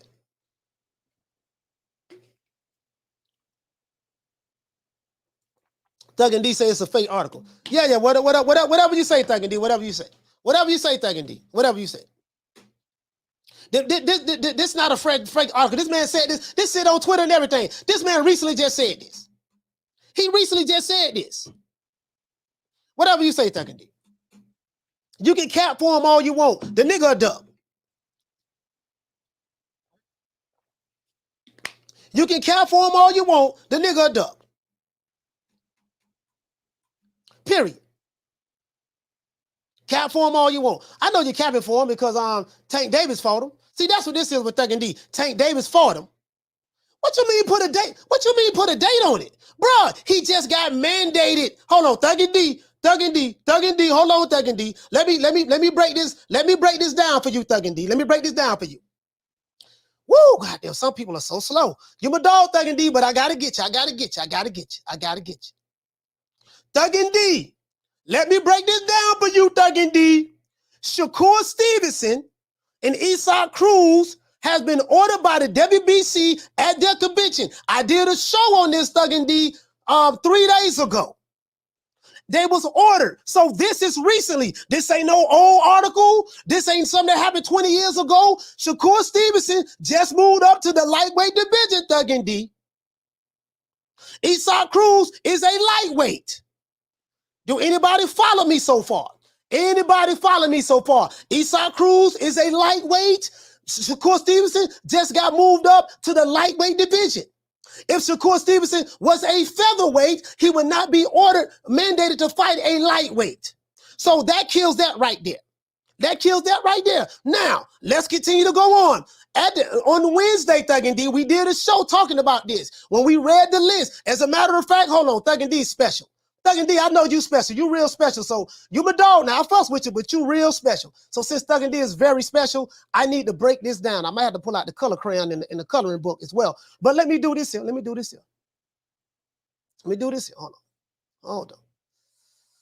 on. Let's see. Break this down a little bit more. Let's go to the WBC. Let's go to the WBC Twitter page. Caller, what's your name? Where you calling from? It's D from Baltimore. Thuggin D from Baltimore. Yeah, I'm pulling it up right now. I'm finna give you the receipts. Go ahead, talk to me. Where Dan Ambrose get that article from, Coach? Thuggin D. Where you got it from? Isaac Cruz father Twitter page? Yes. What interview that came from? His father said that, fam. That's what his father said. From where? His Twitter page? On this, hold on. From his Twitter page? As a matter of fact, hold on. I have it right here. Hold on, I got you. Hold on. Yeah, we can't retweet fake articles and say that's the truth, Coach. All That's right. like somebody saying fact, and it ain't fact. But how do you know? But how do you know it's a fake don't article? mean it's fact. Just because Dan Ambrose, the fake, who is he? He a credible source to you, Coach? Thuggin D. Dan Ambrose? Thuggin D. Because that man made up a lot of lies. It's a whole lot of people made up a lot of lies. But right. So we can't just say he a duck.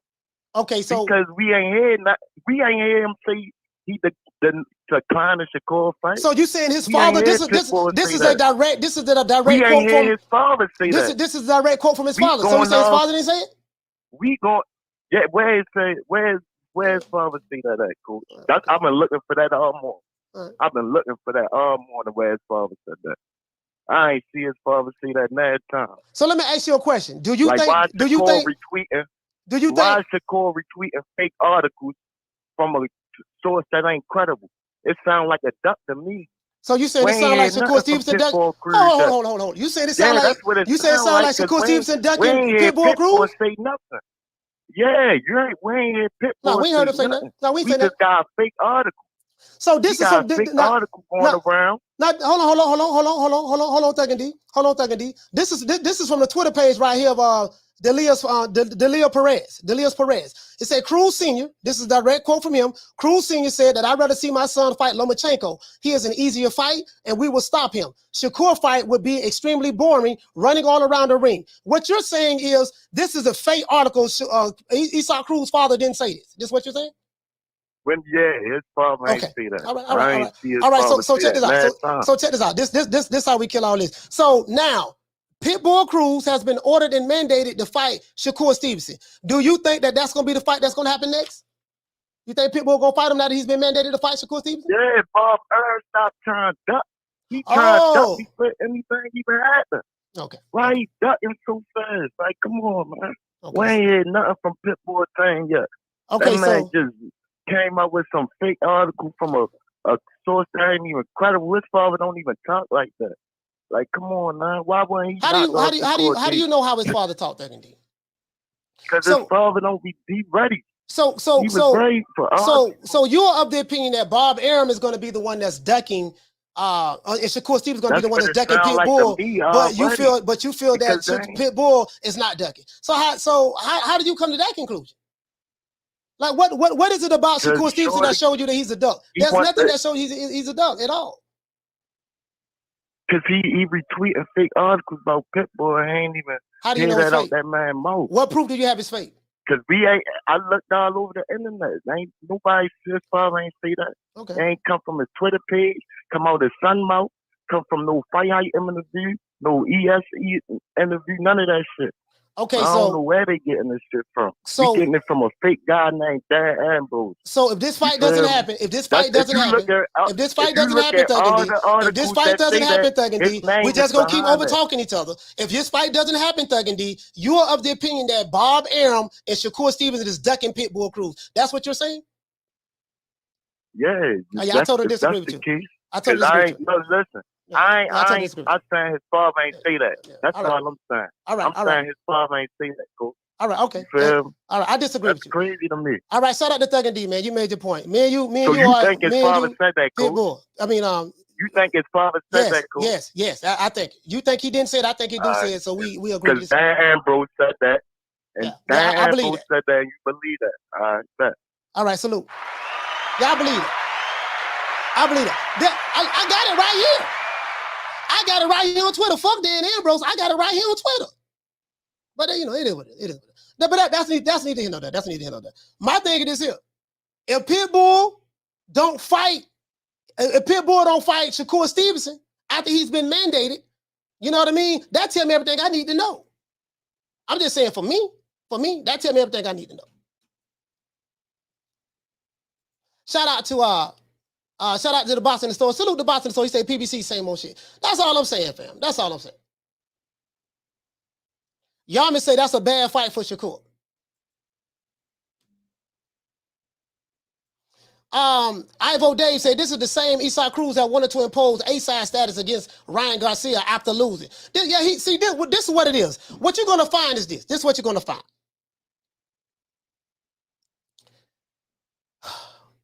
Isaac Cruz fought Tank Davis. So it's important for anybody that's a pro Tank Davis fan to hype up Isaac Cruz as much as possible. Hype him up as much as possible. Because it validates, in their eyes, Tank Davis. I'm not saying this is what Thuggin D is doing, but this is my assessment of it. It validates Tank Davis for not fighting a cherry pick that went wrong. So even though Tank beat Isaac Cruz, it validates that. So my thing is this. This fight has been mandated by the WBC. If this fight don't happen, because I don't see nothing that tell me that that Shakur Stevens is going to duck doggone Pitbull Cruz. Pitbull Cruz, he's a good fighter, but shit, he limited as hell. He's a power puncher, good strong fighter. I get it, I understand. Throws a good bolo punch. Footwork kind of slow, stuff like that. But Shakur Stevens is gonna bounce circles around that boy. He ain't gonna knock him out. But ain't nobody gonna tell me Shakur Stevens is gonna duck a fight that's been mandated. I ain't even going for that shit. So that's what it is. It's pro Devin Haney fans that it's pro Tank Davis fans. They love Pitbull now all of a sudden because it validates Tank Davis. That's all that is. That's all that is. That's all that is. That's all it is. They don't want to accept the fact that this nigga duck it. But we gonna see what's up. I tell you what. We're gonna find out. We're gonna find out. When the months go by, and they don't fight each other, It's some more stuff gonna come out. It's some more stuff gonna come out. It's some more stuff gonna come out. He said, I've been telling people Montana Love wasn't all that when I saw him spar Tank a couple of years ago. You know what? King Larry, I didn't even see that Tank and Montana Love spar. I didn't even see that footage, fam. I'm gonna look it up. Thanks for letting me know that. Shout out to Arlette. She said, preach, coach. I'm just saying. We want to see. I want to see. I want to see how this pans out. I want to see how this pans out. Period. I want to see how this pans out. Shout out to John B. Porter. He said PPC fanboys don't flip it around. Man, bro, it is what it is, man. It is what it is. Shout out to what you say, fam? You say Love's hype. You say Love's hype got debunked last night. You know what? Hey, high five. Check this out. That Montana Love fight was something else. Yarmis says, he say 2 minute rounds in the Floyd fight. Hey, Yarmis, thank you for letting us know. You keep me posted. You watching? Hey, the Wolf of Cards, he said, just because they mandated don't mean the fight happens and people are ducking. I mean, you hit the nail right on the head. Just because it's mandated doesn't necessarily mean the fight happens. I totally agree with that. And if you watch my show 3 days ago, if you watch my show 2 days ago, I said that. I said just because these fights are mandated doesn't necessarily mean that these fights are going to happen, because it's going to come down to the promoters and it's going to come down to the fighter. You get what I'm saying?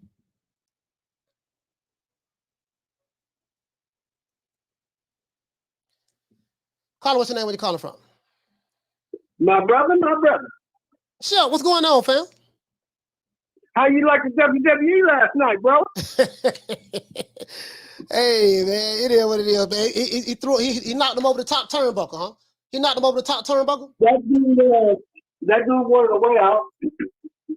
That dude was a little bit more than he thought he was. More than everybody thought he was. Montana got cut. He jumped on Montana, and Montana needed to get up out of there. So he threw that man off the top rope. I've been telling these cats, they've been on this, excuse me, they've been on this Montana hype train. Montana love that shit. Ain't gonna be shit. Come on, Montana love. He goes backwards in the straight line. He doesn't move his head. The footwork's terrible, and he has no problem. Yeah. Who the hell is he gonna be at 140? Tell me who he beats at 140. I'll wait. Montana Love, he fought.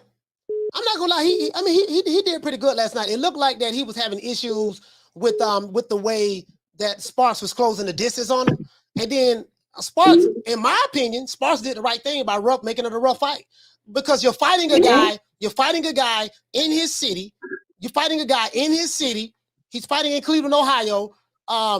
The judges are Montana Love's family members. You're fighting him. You know, you're the B side, and you're from Australia. So if it go 12 rounds, you don't stand a snowball chance in hell of winning this fight. If it go 12 rounds, so you're going to have to do what you got to do. I like the fact that he made it rough. Now some people didn't like his tactics, and you got to make the referee do his job. I'm not saying that. Exactly. I'm not saying I agree with Sparks' tactics. His tactics was a little rough and a little dirty a little bit. But hey, man, you got to do what you got to do. You know, he dropped Montana Love in the second round. He did drop him now. He did drop him. Yeah. I mean, you know, look, man. It's called professional boxing. That's what I got to rap. If the rest don't catch me, I'm going to do it. I'm making him do his job. Sure, you sound like you're in the hallway. I can't even hear you at all. Oh, okay, man. Sorry about that.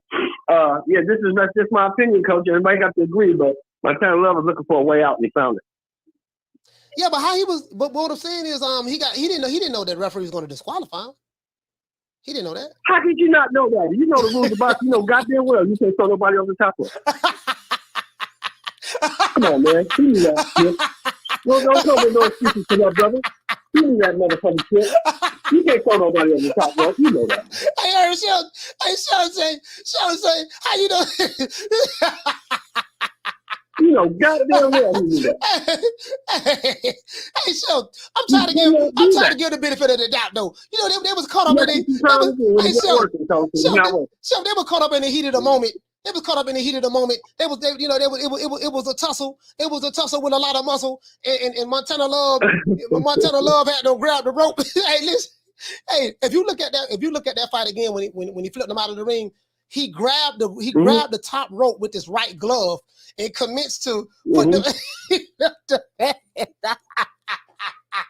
So what you saying? So you saying that the Aussie Steve Sparks was putting them paws on Montana Love, and Montana Love didn't like he didn't like that extra aggression, so he decided to take him over the top turnbuckle like in wrestling. Yes, sir. He turned into motherfucking Randy Savage over there.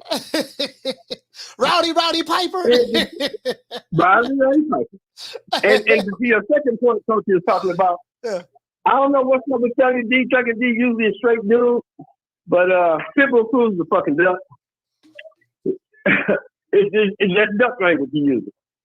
Lomachenko's the easier fight. He's saying Lomachenko's the easier fight because you think Lomachenko gonna stand there, but he gonna beat your ass too. You're not that good. You're famous for losing, Pitbull. Stop acting like you've done something in boxing. You're famous for losing. We're gonna see how this play out. He's saying it's fake. He's saying it's a fake article. So we're gonna see how it play out. We're gonna see how it play out. Yeah, that dude ain't gonna fight because Stevenson, no way, no how. You know that. We're gonna see how it play out. Yeah. But anyway, Coach, great show, man. I just had to come in and say that because that dude's a duck. He's a certified duck. Put him on the honeymoon gear. Who's the other duck? Ryan Garcia boat. Put them all in the same boat. They all Dutch. Okay, all right. Well, listen, man. Hey, Shelton, man. Look here, man. I appreciate you calling, man. Salute to my brother, man. Shelton calling from Compton, man. Salute, my brother. All right, brother. Yes, sir.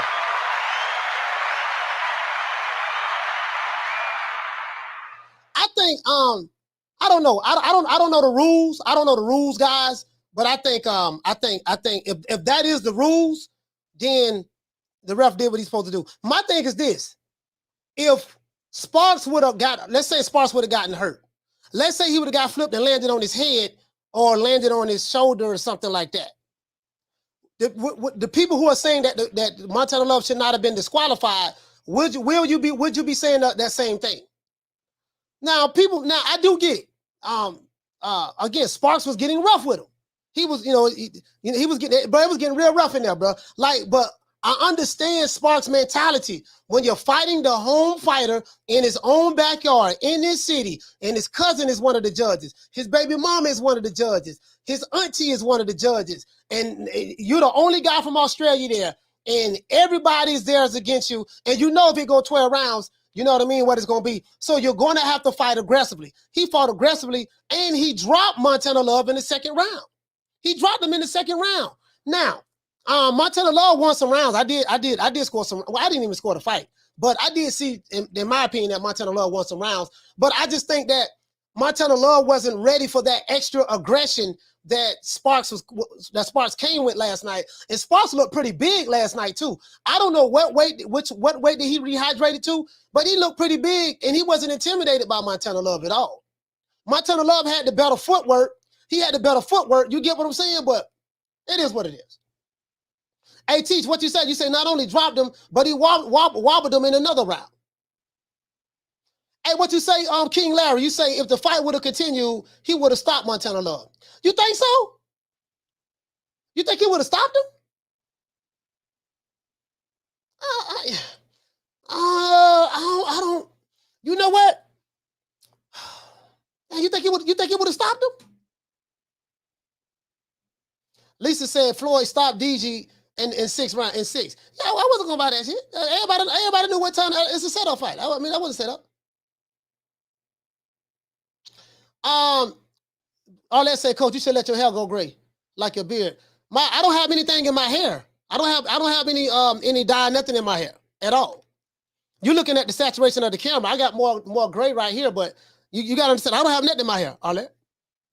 Like literally, I don't. If you look at the replay of my videos, you'll see all the gray hair in my hair. I got a lot of gray hair in my hair. It just spread out. My hair's not dyed at all. Shout out to Showtime. What to say, fam? You say facts, coach. He was bigger than the mother. Yeah, he was big, dog. He was big, dog. Bro, he was big. Like, I'm like, listen, bro, you know what? I wonder, is this a case of cherry picking going wrong?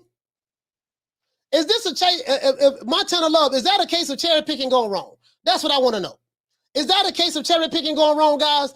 Because did he have to fight this guy? Was this guy a last minute replacement or something? Was this guy a last minute replacement or something?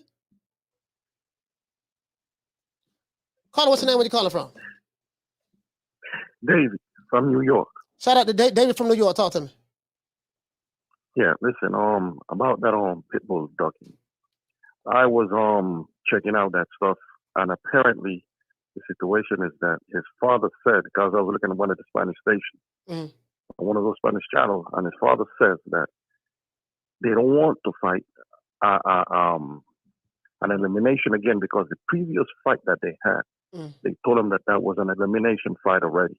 So it makes no sense for them to fight a double elimination fight. And on top of that, fight a dangerous fighter like Shakur Stevenson. So that's the issue with that problem, as far as I got it. And I got it directly from one of these Mexican channels. Yeah. As a matter of fact, that came from a Mexican channel as well. The actual quote, it came from a Mexican channel, and I looked at it myself. Exactly. But for people to have no doubt, yo hablo español 100% perfecto. Sí, claro que So sí. I know what I'm talking about. Claro que sí. Pero this is what I think. Devin Haney has the WBC strap. So yeah. So we know that him and Lomachenko, they're in the process of fighting each other. So how can you say that, okay, you don't want to fight? See, I'm confused. Based on what you said, it even made me even more confused, because now, so you're saying that you don't have a problem fighting a double eliminator, but you just don't want to fight Shakur Stevenson in that double eliminator. You would rather fight Vasily Lomachenko in the double eliminator? Is that what they're saying? That's what it sounds like. Lomachenko don't have a belt. He don't have the belt. But he'd rather fight him directly than fighting Shakur Stevenson. Well, that's what he's saying. Yeah, I get it. So he's gonna have to talk that over with Mauricio Sulaiman then, because Mauricio Sulaiman is the one mandated to fight. So you know, I don't exactly. Yeah, man. Hey, David. What? As a matter of fact, hey, thank you for letting me. Thank you for because I got it. I'm looking at it now, but thank you for Did you hear this on YouTube as well? Yes. I get it off of YouTube also. All right. What is the what is the YouTube channel? Shit. If you can find it, if you can find it, if I find it, I'll put it up. I'll put it up on the chat. All right, thank you, fam. Salute. I'll find it. Put it up on the chat. All right. All right. Shout out to Dave from New York. Salute, brother.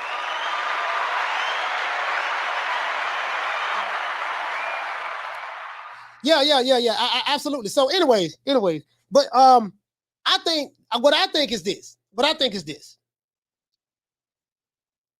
And the brother's right, because if you don't understand, if you don't read Spanish or understand Spanish, then you won't even know. If you don't speak English, then if you don't listen to the Hispanic channels, and I actually listen to a lot of the Hispanic channels, they just speak all Espanol, especially from Mexico. That's on YouTube. So that's where that brother got that from, and that quote came directly from that. But I wait till the brother drop it. But the Montana Love situation, fam, I look at it like this. I don't know if he would have gotten stopped, but because if the fight go 12 rounds, we don't know how it would have materialized. Montana Love saying that their strategy was to get the fight into the later rounds and to take Sparks into deep waters. That's what they said their strategy was. The only problem with that is if you said are you saying you're fighting just enough to get into the late rounds? Then we get into the late rounds, we're going to pick up the pace on them. If that's what they're saying, I mean, shit, but you may lose a whole bunch of early rounds. You may lose a whole bunch of early rounds though, trying to wait to get him into deep waters. This dude came to fight. You get what I'm saying? So my thing is this: the dude came to fight, dog. So I'm like, man, I don't know. Do you guys think this was a cherry pick that went wrong? ¿Qué lo cree? Háblame, gente. ¿Qué lo cree? ¿Qué lo cree, mi hermanos? Mi pueblo. ¿Qué lo cree? ¿Qué lo piensa? You know what I mean? Do you think? What do you think? What do you think?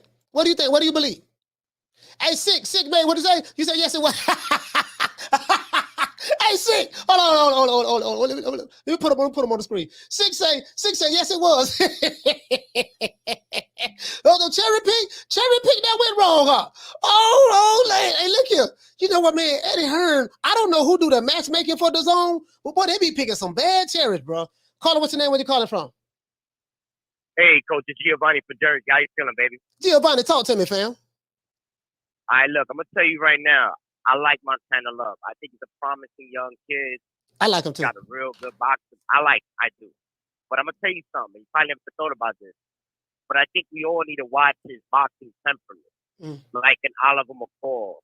Like a fucking, other guy, Anthony Galata. Like, you know how some guys, they got the talent, but then when shit gets tough, they like snap. Like, they don't know how to react. And a little bit of that street comes out of them. Yeah. Or a little bit of that crazy comes out of them. So I think whoever did the matchmaking with this guy needs to keep him away from guys like Orlando Salido. You know what I'm saying? Like a guy like this guy that he fought Sparks. Yeah. Keep him the fuck away. Keep him away from Montana. Because this motherfucker, yo, I'm telling you, keep him away. I've seen it. I know what I'm telling you. Keep them boys away from Montana. Because he don't get mad.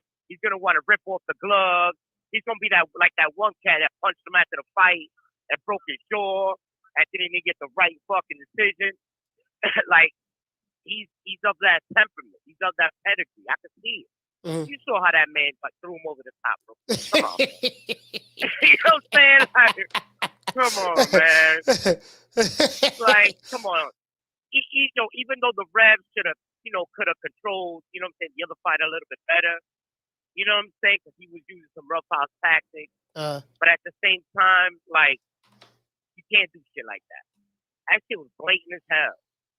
And I think Montana Love has got to check his temperament. And he's got to really check himself and how he gets into these tough fights with these guys that are aggressive as hell. And they're going to be dirty with him on the inside. But you know what, though? Hey, Giovanni, you know what, though? I looked at this guy. He fights pretty good, though. He's from Australia. This guy can fight, though. He fights pretty good. He wasn't, I'm not going to lie. I'm like, damn, okay, wait a minute. This dude, he's not no, he's not no run-of-a-mill cherry. Like, I'm like, no, this dude here, from a matchup standpoint, this guy can fight. It's just that no one has heard of him because I think he's an Aussie, if I'm not mistaken. I think he's an Aussie. I never seen him before. I'm not gonna lie. I'd be like, I don't know about that guy. Yeah. That's the first time I've ever seen him. But he made Montana look, man. He pushed him. You know what I'm saying? He pushed him, and Montana Love needs to check that. And I think those are signs that he'd be like, yo, you got to check how this guy, who he gets in there with, and he needs to be in there with guys that are more pure boxers and whatever, not be somebody that's going to take him into deep waters. Just saying. You know what I mean? That's what I see from him. I don't know how you feel about that, Coach.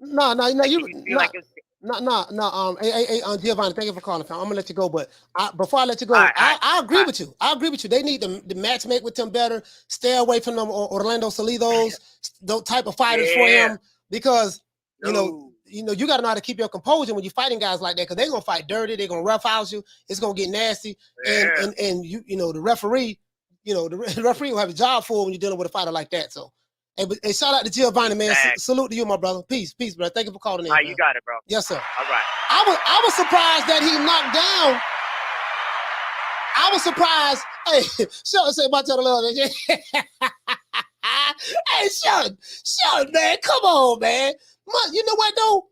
Hey, Sheldon, Montana Love kind of remind me of Agent Broner a little bit. He kind of remind me of AB a little bit. Not boxing style, but. He kind of remind me of AB a little bit. They seem like they're very similar. Caller, what's your name? Where you calling from? What's going on, Coach? It's Major Key Boxing, Central Florida. How you doing, baby? Major Key, tell us, my brother, man. Talk to me, man. Salute, fam. Talk to me. Listen, man. Yo, I went to, I think it was like 1985. I went to WrestleMania 1, right? Yeah, Roddy Piper. You had Muhammad Ali as a guest referee and shit, you know what I'm saying? You had Hulk Hogan. You had all the legends in that shit, right? I don't think I've seen anybody get thrown over the ropes as good and clear as what Montana Love did last night, man. Yo, he got frustrated, you know what I'm saying? He became, you know what I'm saying, WWF Generation 1 type of fighter in the ring, you know what I mean? I'm not, man. I heard your point though. You know, I get what you're saying as far as like, you know, the referee probably could have took a point or two, but you know, at the end of the day, we both know that also he didn't make the wrong call because that the intent was there. The intent for him to throw him over the fucking ropes because he was frustrated was there. So you know what I mean? Like you can't let that shit go on, bro. Like that's illegal right there. That's completely illegal. You know, if you mistakenly hit somebody behind the head, you mistakenly, your punch bounces off of the elbow and hits them low. You know, you say, oh, okay, apologies. They give you a warning, shit like that. You do it again, you know, you take a point. But this motherfucker went, rushed him to the ropes, and did like some old school fucking Coco Beware shit and fucking flipped him over the rope. You know what I'm saying? Yeah. This motherfucker did an Ultimate Warrior. You know what I'm saying? Rushed him against the ropes. He did, yo, come on, man. Like, that's all I gotta say, brother. Hey, you know what, though? Hey, shout out to Major Key. Major Key right, though. Major Key right. Dog, look. Hey, he got frustrated, dog. He got frustrated. Hey, shout out to Rod. Yeah, I did see that tweet by Tank. Tank was roasting Montana Love. Tank was roasting Montana Love. He did call him a bitch or something like that. I did see that. You know, Tank, I don't know if he'll delete that tweet, because I like to call Tank tweet and delete. You know, tweet and delete. We got to probably screenshot that. Yeah, man. Yeah, I saw that last night. I'm sending you a message right now. Yeah, but you get what I'm saying though? Shout out to Vince. Vince, what's going on, fam? The family doing good, fam. The family doing good. I don't know the rules, so my thing is this, dog. For anybody who's saying that Sparks was faking and Sparks he threw himself over the rope. My thing is this. What if the man would have fell on his neck? What if he would have fell on his head? It just so happened he flipped and landed on his feet. But bro, if he would have fell on his head or whatever the case may be, then what? So now that I look at it, I'm like, the referee did the right thing. The referee did the right thing, guys, by disqualifying Montana Love. Cause I keep going back to, damn, what if he would have landed on his head? Because hold on, I'm gonna prove my point. As a matter of fact, let me see, can I pull this up, man? Let's see, can we pull this up? Montana Love grabbed the rope. Hold on.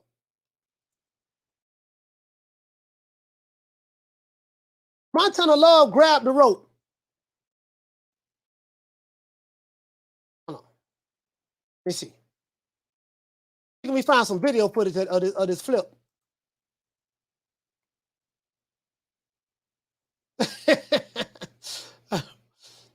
Oh man, what the hell?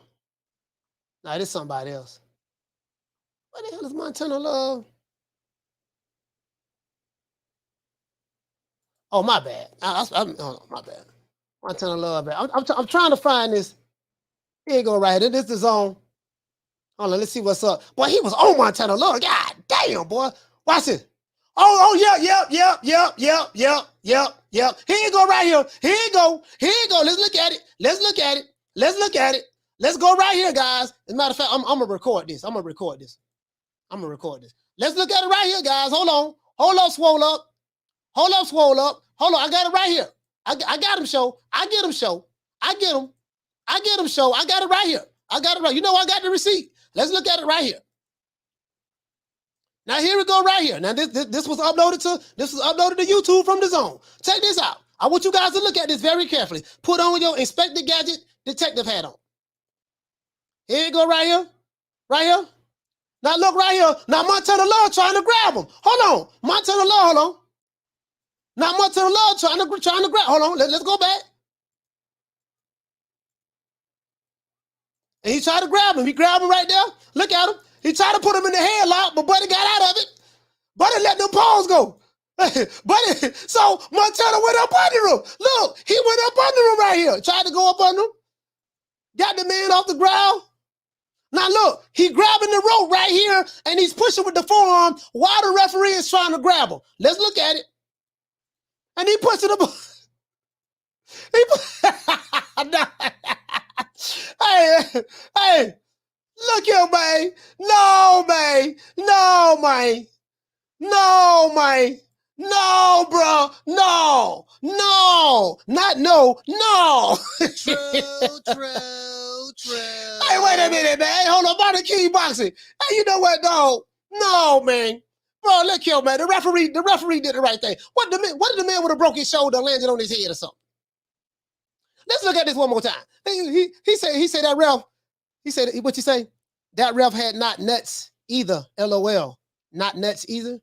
He should have force separated them. How you saw that? How he would have did that?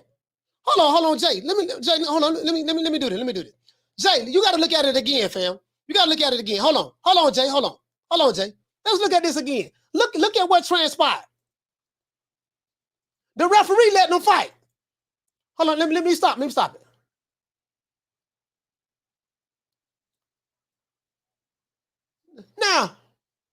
Now the referee right there trying to. you saw that? Did you see that? No, like look, the ref tried to look. Here you go right there. Here you go right there. Here you go right here. Hold on. Caller, what's your name? Where you calling from? It's Mason calling from Miami, brother. Mason calling from Miami. Talk to me, fam. Yeah, man, I agree with everything you guys saying. I've seen a couple of Montana love fights, and he's been hurt in a couple of them. Mm-hmm. And he was trying to find a way out that fight. When he went to when the ring doctor was talking to him, he was telling him he couldn't see, and the doctor said, "Well, I'm gonna give you another round or so." So I think he went back out there and just found a way. That guy was huge, man, and the guy had a high knockout rate. You know what though? Yeah, I think he got like an 80-some% knockout ratio, something like that. Yeah, he looked like he was about 20 pounds bigger than Montana too. Yeah. He putting them beat Padre on him, man. Yeah. But I think he was gonna get knocked out. I think. You know what? I forgot all about that. I forgot all about the part where he had the cut on his eye, and the referee asked him about his eye. He said, "Can you see?" He said, "I can't see." You know, he was telling the referee he can't see. But it's a cut on the side. Yeah, the cut on. Most of these guys fight with eyes closed and still be in there being warriors. But you know, and as far as he said, Cruz, yeah, he's ducking, man. Listen, he wanted to fight. He don't want to fight Shakur. Before Lomachenko and Haney even fight, he wants to fight Lomachenko. So I don't think he wants to fight anybody that's a slick boxer with good footwork. Hey. That's what it is. Yes, sir. You know, so but I've been watching your show for a while, man. Straight to it. You're right about. I agree with pretty much all the points you be making, man. You were kind of opening my eyes to all this stuff with the PVC and all that. So now I'm kind of being more observant and listening and just not going with the flow, the masses, you know. But you're doing a great job, my man. Hey, Keep man, it up, Coach. Shout out to Mason from Miami, man. Dade County in this BIH, man. Yeah. Nope. Dade County, man. Dade County. Hey, wait, what you say, Jay? You say I mean more forcefully. Hey, Jay, what you wanted him to do? Hey, Jay say he should have, you got to. Hey, Jay. Shut that soft ass shit up. And the best man Shut to win. That's some soft ass shit. Shut that soft ass shit up. All that soft talking. I know you can do it, man. You got to. Man, shut that soft ass shit up. Hey Jay, I feel you, fam. The referee, you got to be more forceful when you're trying to break fighters up in the clinch. You see what I'm saying? You got to. When you're trying to break them up in the clinch. Hey Jay, I got you. But dog, listen what I'm saying though. The referee is an old man though. Jay, the referee is an old man. You got to take that into consideration too. He ain't no young whippersnapper. He an old dude. Jay, check this out. Let's look at this one more again. Check it out now. Let's do this in replay. Now, when you slow it down, here you go right here. Now, hold on. Jay, look at this. Now, we're going to go slow motion. Look at that. There you go. How he threw the left hook. You see that right there, right? Now, you see what he did? Soon as he went back, watch it, Jay. Soon as he went back, what did he shot right back at him. No, he threw the left hook again. Threw another left hook. Came with a right. Bap. Caught him on the shoulder in the head a little bit. Montana Law reaching to grab. He reaching right now. He trying to grab. Now you see what Sparks trying to do. Sparks trying to back up now. Ain't no grabbing now. Nigga, no, get your hands on me. I'm trying to put these paws on you. Now Sparks trying to get up out of there, trying to go up under his arm and sidestep him. Montana Law tried to put him in. He spin him around. He's spinning him around. Tried to put him in the headlock right there. Spin him around like a matador. Sparks came up with a left uppercut. He came up with a. Did he come up with a? No, he didn't come up with a left uppercut. Sorry about that. Bad angle. Now you see what he did. Sparks came to the right, but he missed. He missed with the right hand. He wrestled him now. He wrestled him. Came with the left. He wrestled him. Montana Law went in the high guard, balled up. Montana Law pushed him with the forearms. He pushed him with the forearms, dipped his head down, pushed him, doggone down. Now this what happened. Now this probably what pissed Montana Law off. What pissed him off was when he went up under him, Sparks pushed his head. He pushed Montana Love's head down. When he pushed his head down, Montana went up under him. Montana tried to pick him up. He tried to pick him up. He went down. Now this is a scoop. He tried to scoop him. He went up. Tried to, you feel me? He went up, tried to scoop him. Tried to go up in there. Now, he on his tippy toes right here. The dude on his tippy toes right there. You see on his tippy toes. Dude trying to go up under him. He trying to go up under him. Got him to the rope. Now watch what he do with his right hand. He grabbed him. He pushed him all the way back. The referee ain't nowhere to be found. And watch him do with his right hand. He grabbed the rope with his. Now he grabbed the top turnbuckle with his right hand. Now here come the referee. Now the referee grabbed Montana Love right there. As soon as he grabbed Montana Love, now as you can see, we breaking this down. We breaking this down slow motion. Now he pushed him back, and then the momentum of the ropes brought him back forward. The referee grabbed him. Now what Montana Love do? After he come back forward, he pushed him back some more with the forearm. He pushed him with the forearm, pushing his neck, and he's still going. And then he go to. Hey, now look what the dude at. He upside down. Now what if he land on his neck? Now if he don't hold on to those ropes, and Montana Love let him go. He let him go. Look, he flipped him over, and then he let him go. He flipped him over and let him go. Now, if this dude don't hold on to the bottom rope, just imagine if he don't hold on to the bottom rope right there. By Sparks holding on to the bottom rope, boy, this is some good detective work right here, boy. This is some good detective work. If he don't hold on to that bottom rope, boy, he done. Yeah, the referee did it right. The referee did it right there. The referee did it right there. Referee did it right there. Let's give the referee a round of applause. Boy, you can't get around that, boy. You can't get around that. You can't get around that, dog. You can't get around that.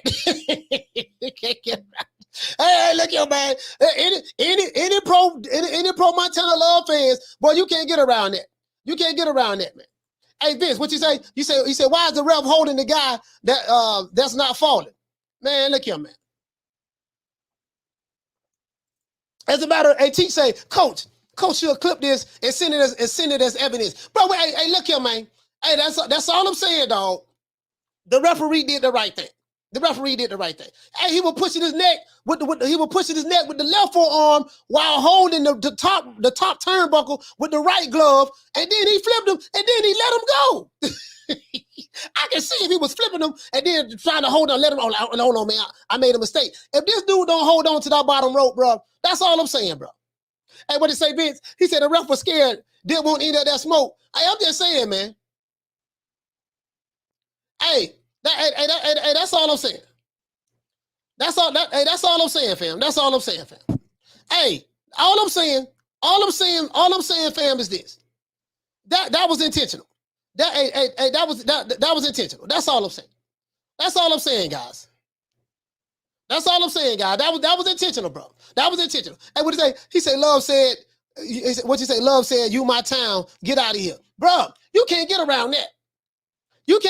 Hey, Sick, what you say, fam? You say, yes, that was the right call. Everybody who, as a matter of fact, let's see what the people talk about. Because you got some people, hold on. Let's go down here. Anybody saying that the referee did a bad job? Come on, man. Come on, yo. Anybody saying that the referee was wrong for what he did? Nah. Nah. He said he thought so, but apparently the judges were in Hearn's pocket. What would they have? What? Hey, let's look at the scorecards. Did y'all see the scorecards? Shout out to Ali Maddox. Hey, okay. Dropping that quarter of a bam, dub on your boy. Hey, Leroy. Super chat received. Playtime's over, boy. Hey, Alan he said, Coach, I recognize that style. That was the first done and evolved by Shoutouts Nuts. Classic move, superior style, very hard to execute. Hey,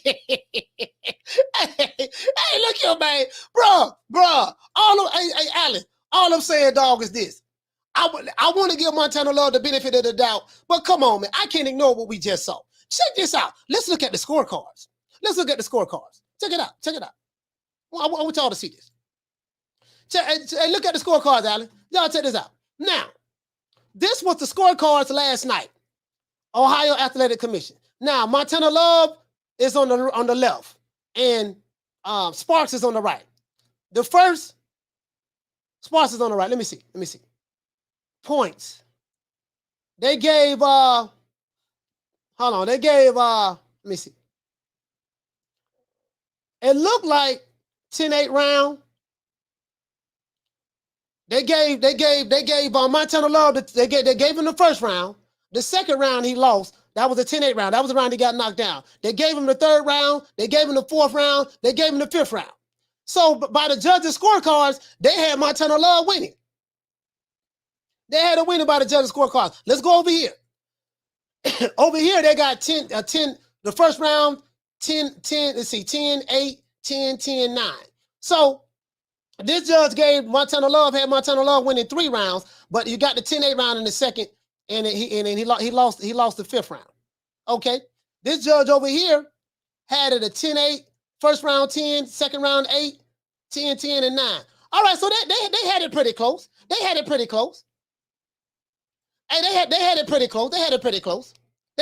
pretty close. Haleen say Montana got robbed. Boy, hush. True. Where he got robbed at? Haleen say he said he was pushing Montana head down, but the ref didn't do nothing. Okay, but my thing is he got Haleen. What are you talking about? Well, Haleen, what you saying? I'm saying like what I'm lost, Haleen. I'm lost, fam. Like I'm lost. Hold on. Let me see. The ref was letting these guys fight. The ref was letting them fight. All I'm saying is this. Let's look at this one more again. Look at it one more again. Let me see what Haleen talking about. Haleen say the man got robbed. Right there. Okay, let's go right here. We got back on him, caught him with the left. Now Montana Love trying to grab him. He trying to hold him. Dude backing up. He ducked his head down. Now look. Montana Love controlled him like a matador, spinning him around. He tried to grab his head right there. Now Montana Love went up under him. Now he ducked his head down. Now Montana Love initiated this, Haleen. Montana Love the one initiated this, tried to push him. So when he tried to push him, he pushed the dude off his feet. So Buddy pushing his head down. He pushing his head down because Montana Love dipped his head down and tried to push him off his feet. And then Montana Love went up under him. He went up under him and grabbed him. Look at his hand. Man, Haleen, I don't know what you looking at, dog. Haleen, I don't know what you looking at, dog. I'm just saying. I'm just saying, I don't know what you looking at. Well, I don't know what you looking at. And then he went up under him. Scoop, that's the old scoop. That's the old scoop. Look, this look like how I scooped the dude back in '89 across the street from my school. Dude named Kaman owed me $50. And I asked him, I said, man, what's up with my money? Man, we didn't give him $50. And the nigga told me, he said, I ain't paying you nothing. You just been G'd. So G'd means you just been Debo'd. That's what that means. That was before Debo came out. He said, I just been G'd. So I said, you know what, man? Meet me across the street. That's where everybody met at. Across the street in junior high school. I said, meet me across the street after school, man. I'm finna whoop your ass. So he met me across the street, and I was whooping him up, and he tried to grab me. I went up on him and scooped him and slammed him. You get what I'm saying? So that's what this is the old classic scoop. Bro, look, hey, Haleen, bro, you need to look at this again, fam. Now we doing some detective work. Now you guys know I watched a lot of Perry Mason and being Matlock and Inspector Gadget back in my day. So I know I'm doing some good detective work right here. Here you go right here. Came back at him. Went back at him. There you go. There you go. Went up under him. Now, you see what I'm saying? Now, he trying to go around. Montana Love tried to get him in the headlock. Tried to get him in the headlock. Butted through the right hand. Hap. Montana Love backed up. Then he after he backed up, then he went back at him. Pushed him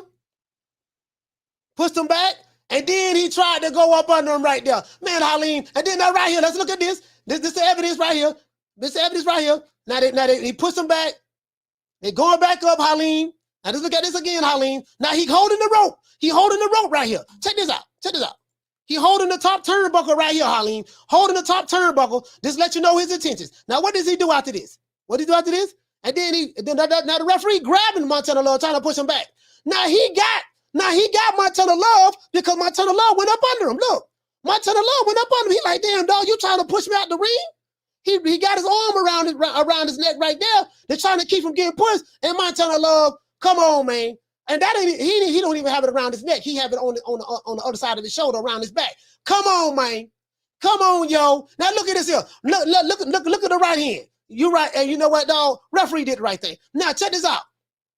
If he don't grab this, now look right here. If he don't grab this bottom rope, he could have hit the mat on his head and fell any kind of way. Who knows?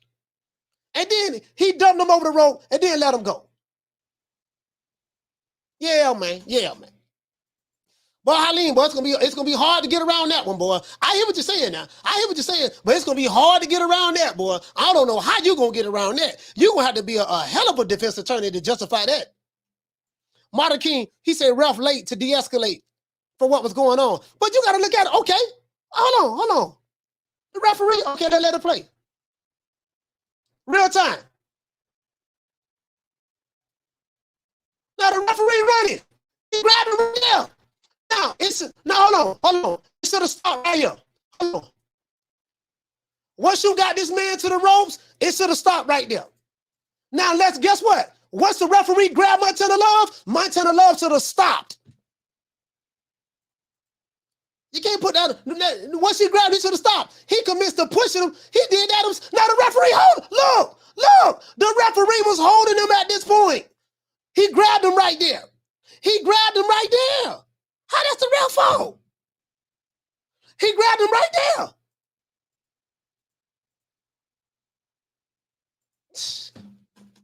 You know, sorry about that, guy. I'm sorry about that. My bad. Sorry about that.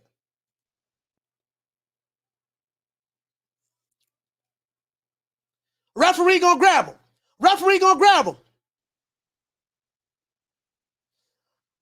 Now let's look at this in slow motion. Now that's real speed.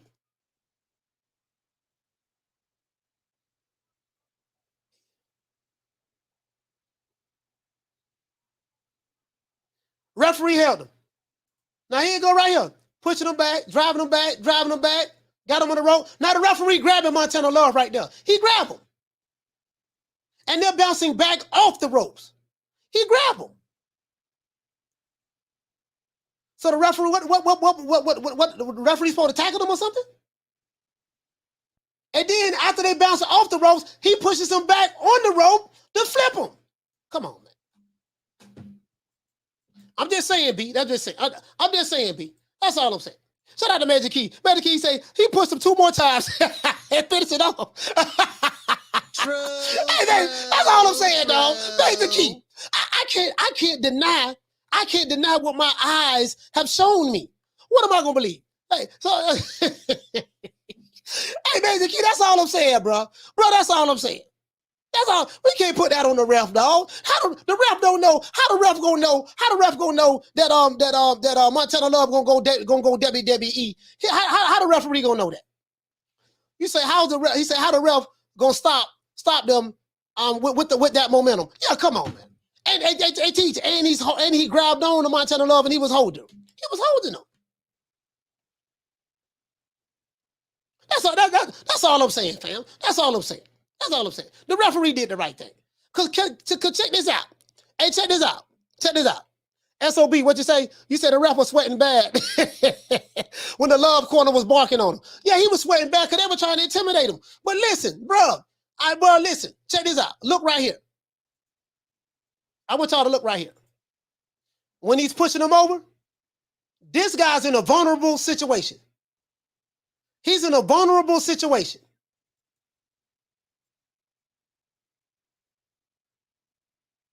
Look at his arm. He's in a vulnerable situation. Now, Montana Love was holding the top rope. He could have just held on to the man and pulled him back up. He could have held on to the man and pulled him back up. He leaned his weight all the way over. This was intentional. This was intentional. He tried to hurt this guy. Montana Love tried to hurt this man. If that man don't grab onto that bottom rope, yeah, he tried to hurt that man. That was intentional. Yeah. He tried to hurt that dude. He tried to hurt that dude. He tried to hurt that dude. True. He tried to hurt that dude, bro. He tried to hurt that dude. He tried to hurt that dude. If that dude if Sparks don't grab that bottom rope, and that was intentional. He tried to hurt that dude. And the referee was holding Montana Love. He grabbed it. That's inexcusable. That's inexcusable. Shout out to what did he say? He said he should be playing Sundays with that technique. That's all I'm saying. That's all I'm saying, bro. That's all I'm saying. I seen enough. I don't watch enough Perry Mason, enough Ben Matlock, enough Cannon, enough Inspector Gadget, enough Magnum PI. I don't seen all of the CSI Miami, CSI New York. I don't seen all of the Hill Street Blues. I don't see enough Hill Street Blues, Miami Vice. What other shows come on? New York Undercover. I don't see enough detective shows.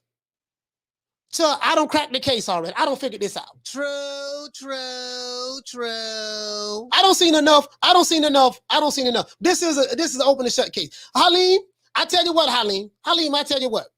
I would be the prosecutor in this case, and you could be the defense attorney.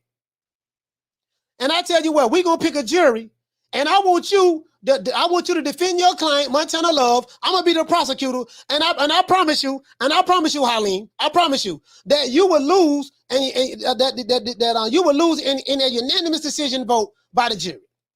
Jury, how do you what's the verdict, jury? We find the defendant guilty on all counts, on assault and battery, using WWF tactics in the ring, being frustrated. You know what I mean? And intentionally negligence, reckless abandonment, whatever. We gonna come up with a whole bunch of listen, let's see. Assault and battery. Now, wait, assault. Here you go. Reckless abandonment, negligence, negligence with the intent to do harm, with intent to do bodily harm. Let's see what else we got. What else we can hit them with? Probably just those three things right there. Negligence with intent to do bodily harm. Reckless endangerment. We can hit them with that. Throwing a deadly missile through an occupied dwelling. I had one of those charges before. No, but that ain't throwing a deadly missile. But man, you could have hurt that man. Intent. And Major Key said something very valid. He said his intent was to hurt that guy. Yeah. Referee did the right thing. The ref did the right thing. Caller, what's your name? Where you calling from? Money B, Brooklyn. Money B from Brooklyn. Keep Errol Spence name out your fucking mouth, you bitch ass nigga. We gonna fuck you up. Put this fucking name out your mouth, nigga. And if I don't, what you gonna do? You stay on court for nuts, nigga. Keep his motherfucking name out your mouth, nigga. We gonna put a busted cap in your ass, nigga. Come to the fight, nigga. We gonna be in Nebraska, nigga. Come to the fight, nigga. Hey, pussy. I know you pussy. Oh, pussy? Okay, all right. So when I come to the fight, what you gonna do, sir? You a bitch. You a bitch. You and Blue Butter bitch, nigga. Fuck that. You niggas is bitches, man. Keep my nigga Errol Smith's name out your mouth, son, or you gonna have problems, yo. On everything. Hey, bring no problem. Bring no problem. Bring no problem. As a matter of fact, hoe ass nigga. Not only am I not going to keep that fuck nigga name out his mouth, this is what I'm gonna do. Yes, surprise. You gay. That's not all. Go in there.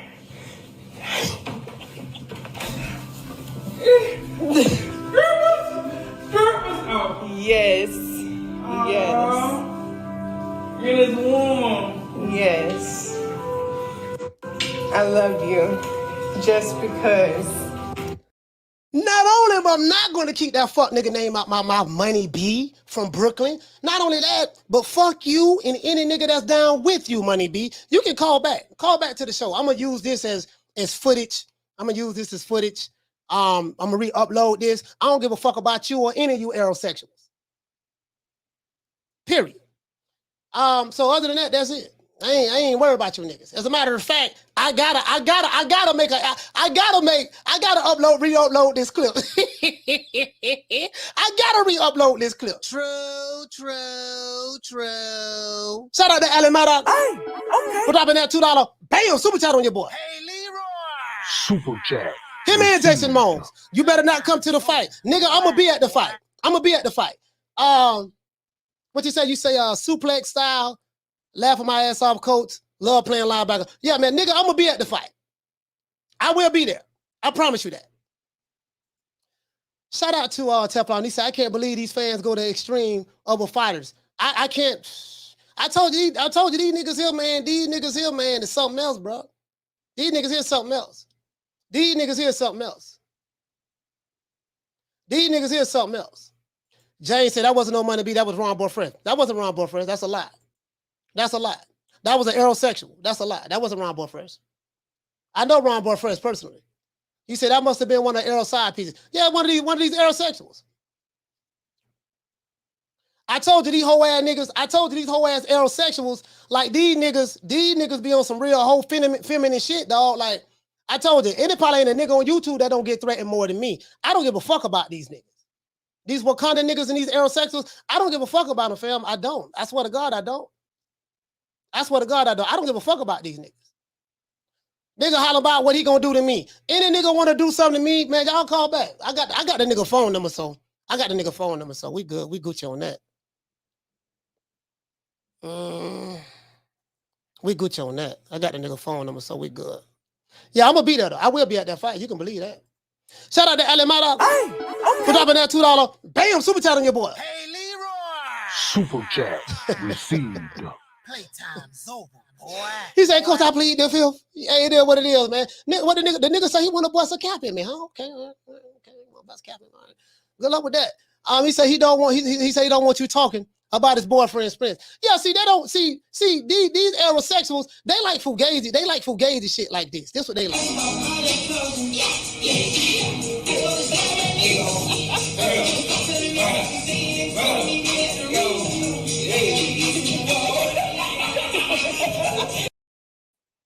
Oh, he go to fuck nigga right here. He go to fuck nigga right here.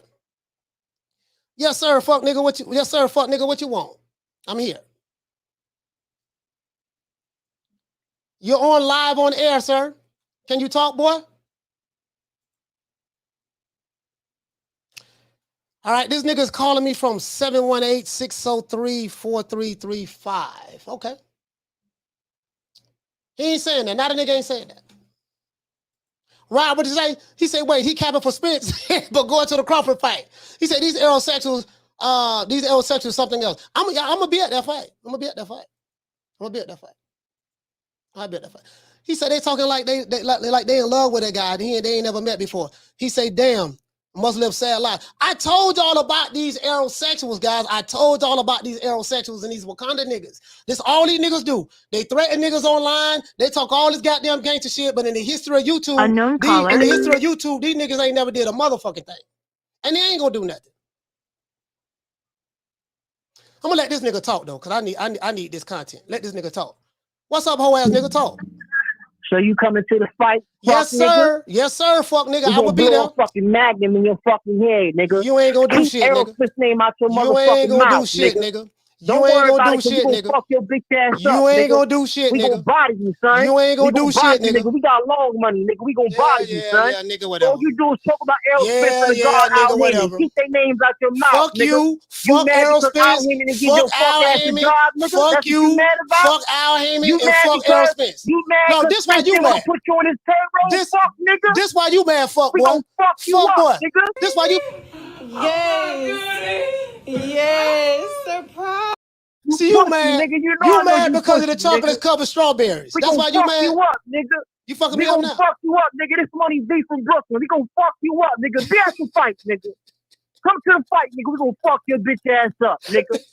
Hoe ass nigga. I bet you won't show up to that fight. Boy, I promise you to God, hoe ass nigga, I will be there. You ain't gonna do shit. You ain't gonna do shit. You ain't gonna do shit. I bet you won't. You ain't gonna do shit. I can promise. right now, nigga. Nigga, I don't even know you, hoe ass nigga. Hoe ass nigga, I don't even know what you look like. Yo, I don't even know what you look like, but I will be there. I will be there. The work we put in on your bitch ass, give it to the God Spence. Keep his name out your mouth. Fuck Spence, nigga. Fuck you and Spence, nigga. Well, how about Fuck that? your mama, make nigga. me Fuck keep your his mama, name out my nigga. How mouth, about nigga. that? Fuck you and Fuck Spence. your mama, nigga. I'ma Fuck spit your in your mama. face when I see you. You ain't gonna do shit, nigga. You ain't gonna do shit. There we go. There we go. He said, play the drunk scene. He said, he sound like he was bad. He said he was really emotional. I needed that content though. I needed that content. Destiny, what you say? You say PBC mixtape. So I got Jason Mones threatening me, and I got this nigga. He say he Money B from Brooklyn. Hey, let's call this nigga back. Hold on. Let's call this whole ass nigga back. Hold on.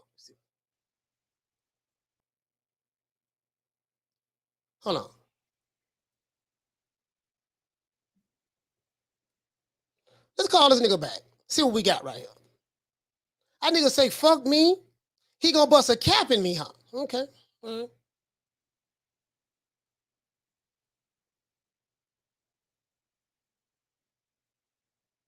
Hold on, guys.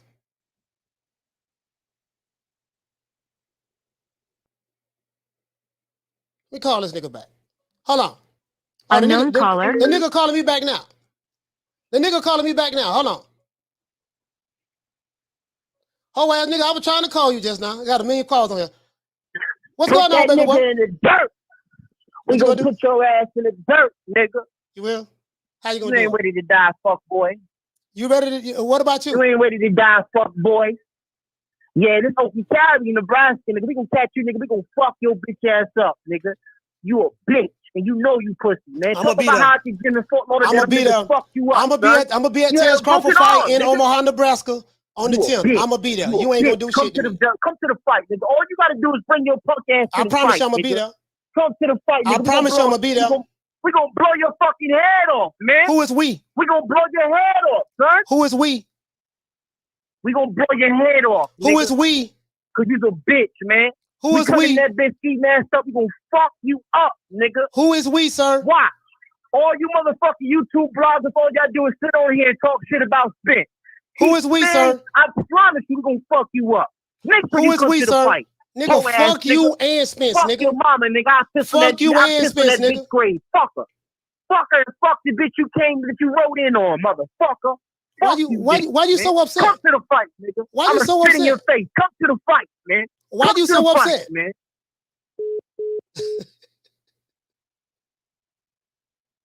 I can't make this shit up. True. Hey, I can't make this shit up.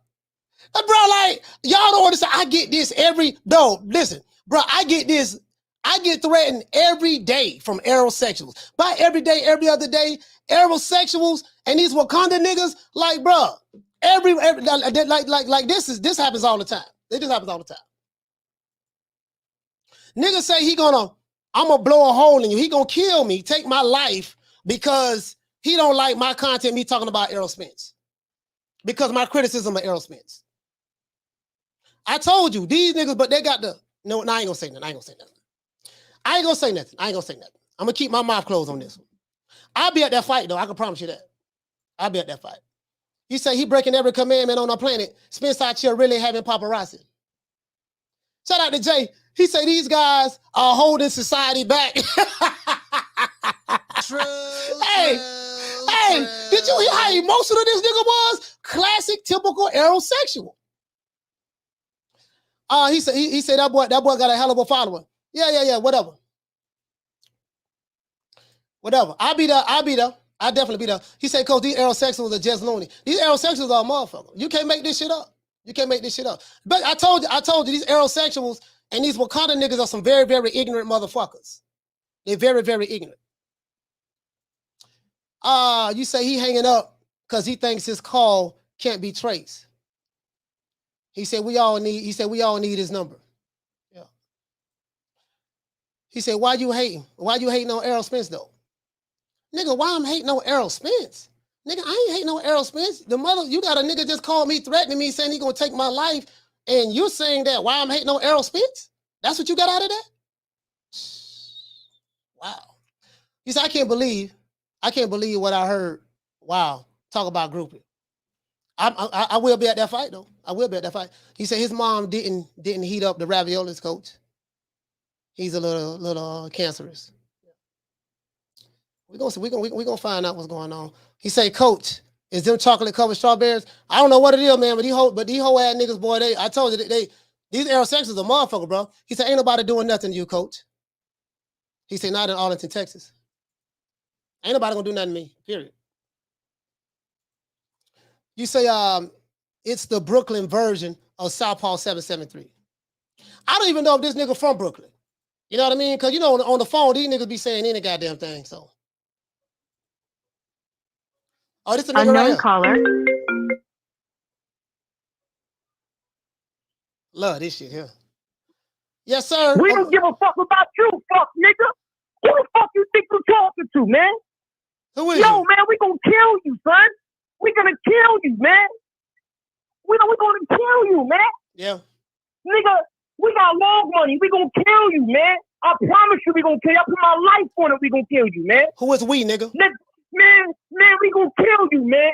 Make sure you come to the fight. Fuck boy ass nigga. Come to Who the is fight. we, nigga? So we can put a magnet right in your fucking head. Who is we, nigga? Who is we? You keep saying we, gonna nigga. Kill you, man. You don't know who you playing with, man. We got long money. We gonna kill you, man. You ain't got shit.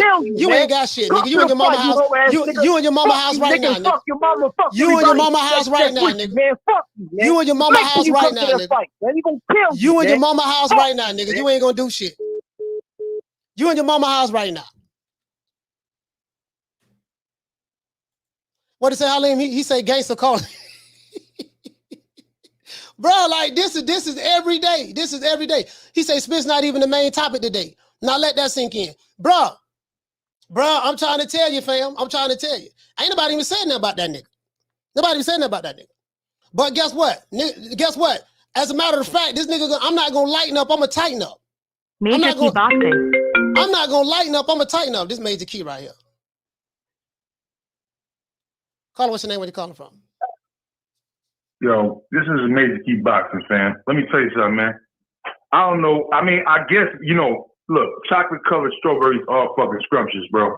Maybe that's what hit like the, you know what I'm saying, like a nerve on some people. Cause I mean, I like them too, you know what I'm saying? Like, but good Lord, bro, like what's wrong with these cats, man? You gonna have to text me some of these numbers. Cause if some shit pop off with Coach, bro, I know Coach already ready. We Florida boys, man. Like, I'm from New York, but I've been down south since 96, you know what I'm saying?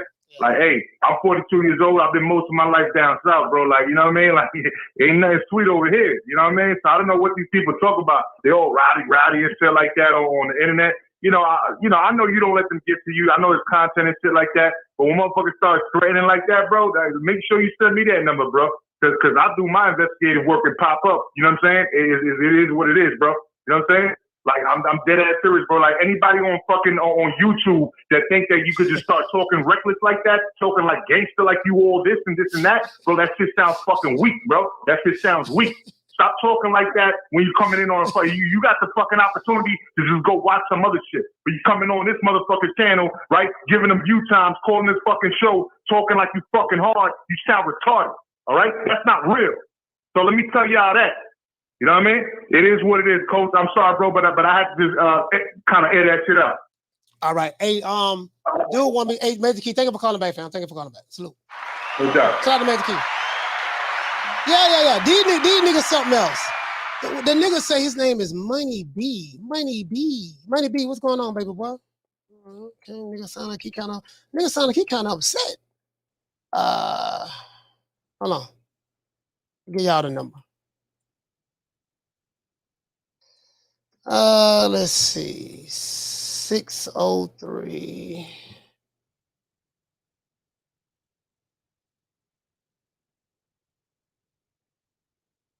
That's a nigga number right there. That's a nigga number right there. Timothy say, drop his number, coach. Yeah, I just dropped it. That's a nigga number right there.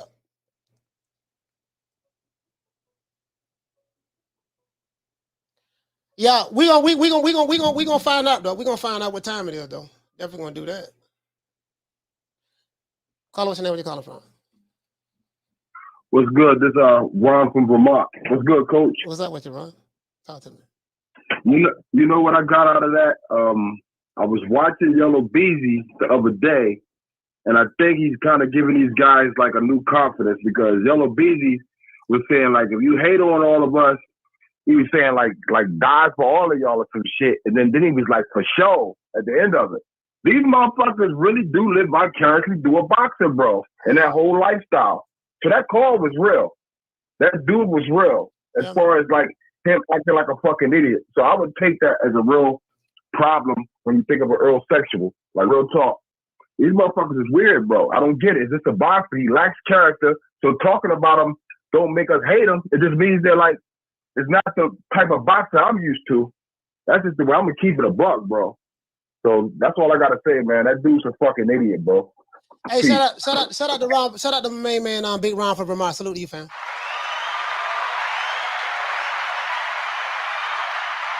You say, Coach. You say, Coach. That might be one of those prank call things on the app. His responses to your questions aren't making any sense. I don't think it's a real person. I don't know. It might be a real person. Probably is a real person, more than likely. You say, let's see where the area code is from, real quick. Yeah, that's 718. Nigga tell me, so you better not come at the fight. I bet. Listen, I bet you I bet that fight. He said you got to do better, B. He said you got to do better, Money B. It's not that serious. I don't know. Apparently, it's that serious to some of these niggas. He say it's on. Got something. Oh, I ain't gonna say nothing about that. I'm gonna repeat that. Shout out to Mark. Mark, what'd you say? You say some weird, crazy ass mofos out here in this world, bro. Let me tell you something.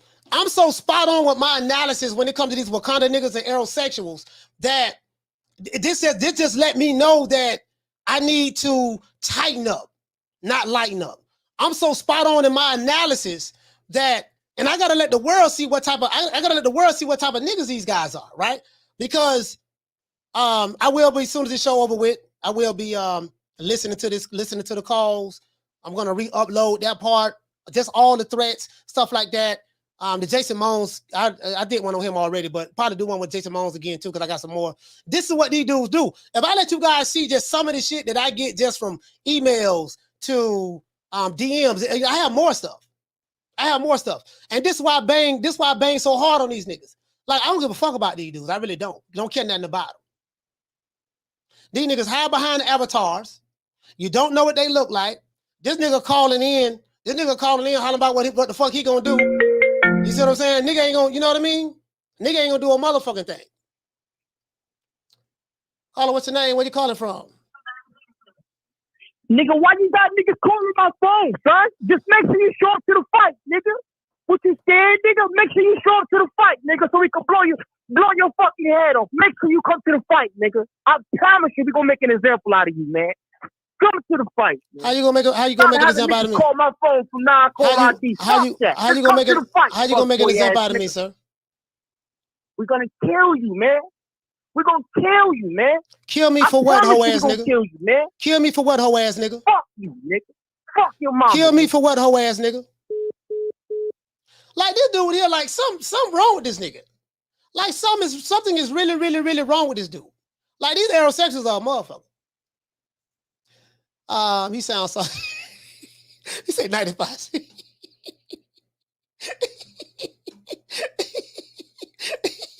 he said that's Southpaw, son.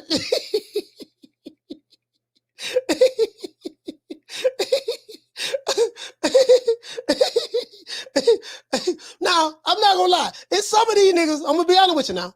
It's some of these niggas, they really want me out the way.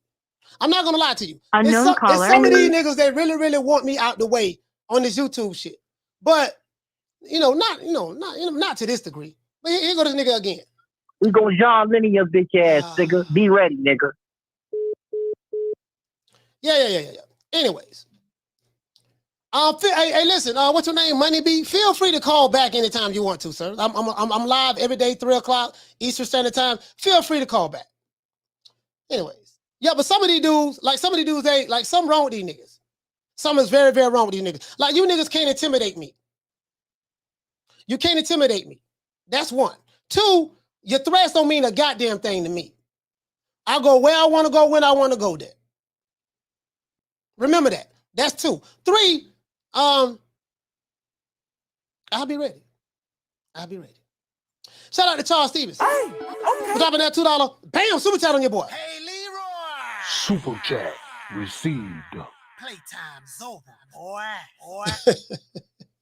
He said, salute, Charles. Diallo said, he said they want to kill you in the name of Spence. This shit bad, bro. This shit bad. Shout out to Lady Shan. She said they make normal Spence fan embarrassed. They say they're Spence fans. I'm telling you, these some emotional creatures, bro. These some emotional creatures. But I'm not gonna lighten up. I'm gonna tighten up. You say he's like an effeminate ex that can't let go of the bitterness. I don't even know what this nigga look like. You say, what happened? Just go. You say just go in a few minutes ago. I guess you're trying to say you just got in a few minutes ago. Shout out to Martin. He say he ain't going to do nothing, coach. He talking too much. I got shooters, homie. Hey, yeah. We gonna see. He said, watch your bomb, coach. It's not safe.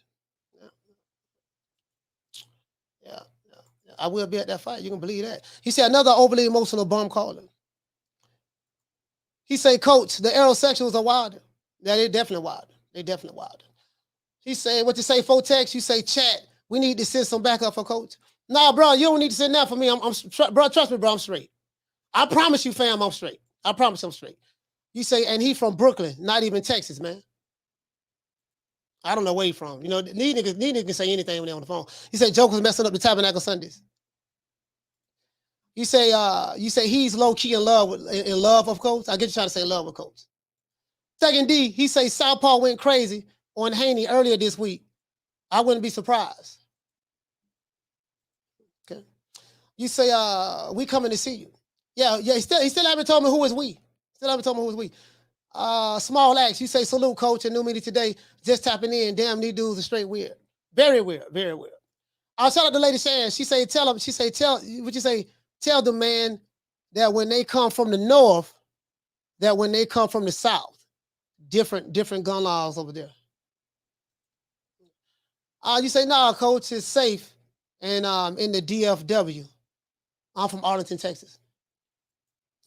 Shout out to Carlos. You say you sound like he got beat with the truth stick. You say shout out to bad britches. Hey, okay. Dropping that $2. Bam, super chat on your boy. Hey, Leroy. Super chat received. Playtime's over, boy. Man, I don't be worried about these dudes. You say, yo, sounds like he got beat with the truth stick. I ain't worried about these niggas, man. You say, coach, that nigga cracked out. He might be cracked out. But I'll be at that fight on the 10th. You can believe that. He say, coach, he is looking for daddy. I don't know. He say, boy sitting in his tidy whities with his mama's in his mama's basement. Shout out to Timothy. You say that nigga about to lose his life over a nigga that don't even know him. Ish. He said, I don't know what's happening with these Spence fanboys. He said, but it's not nice. Bro, listen. Some of these, bro, I'm trying to tell you, dog, I have the SOB. I have these dudes mapped down to a science. I told you, a lot of these niggas have daddy issues. They want to be gangsters. They have daddy issues. They want to be gangsters. They low IQ. They lack accountability. This is what they do. They talk all this pro-black shit, but then all they do is attack black. I don't even know what the race and nationality this guy is, whatever the case may be. I don't even know what this nigga look like, to be honest with you. You know what I'm saying? You know, the first time him ever calling into the show. Apparently he listens to my show all the time.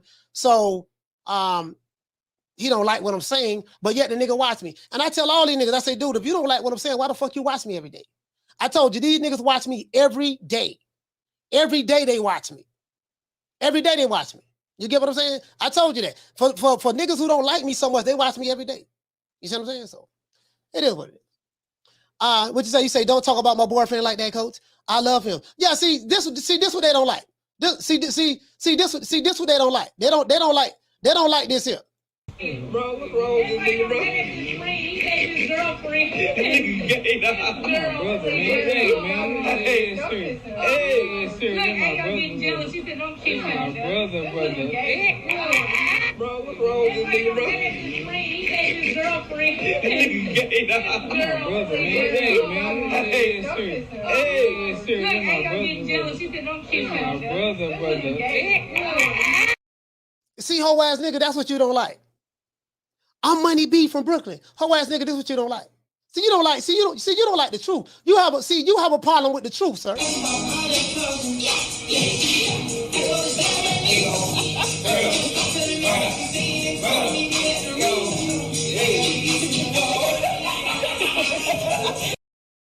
You have a problem with the truth, sir. That's your problem. And now you want to threaten my life over on the phone. As though I am supposed to be afraid of you. Yes. Yes. Surprise. You gay. That's not all. Go in there.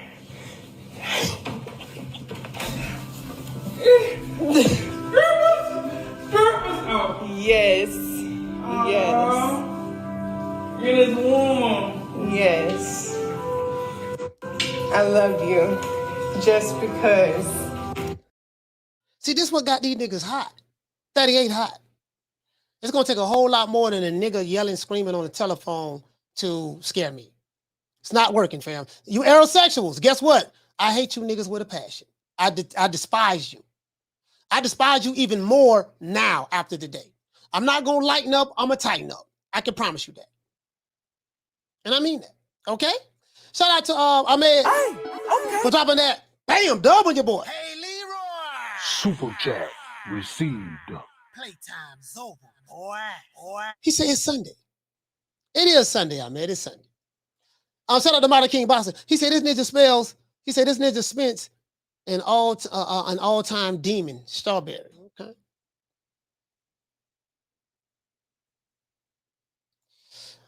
Shout out to Andre. He said, why Errol running to the bathroom like that? DJ Pooh after Debo snatched him.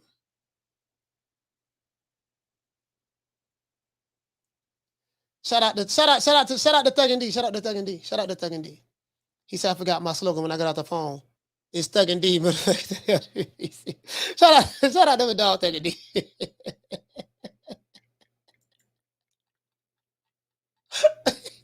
Shout out to Thug and D, man. Shout out to Thug and D. He said so mad. He said so mad defending.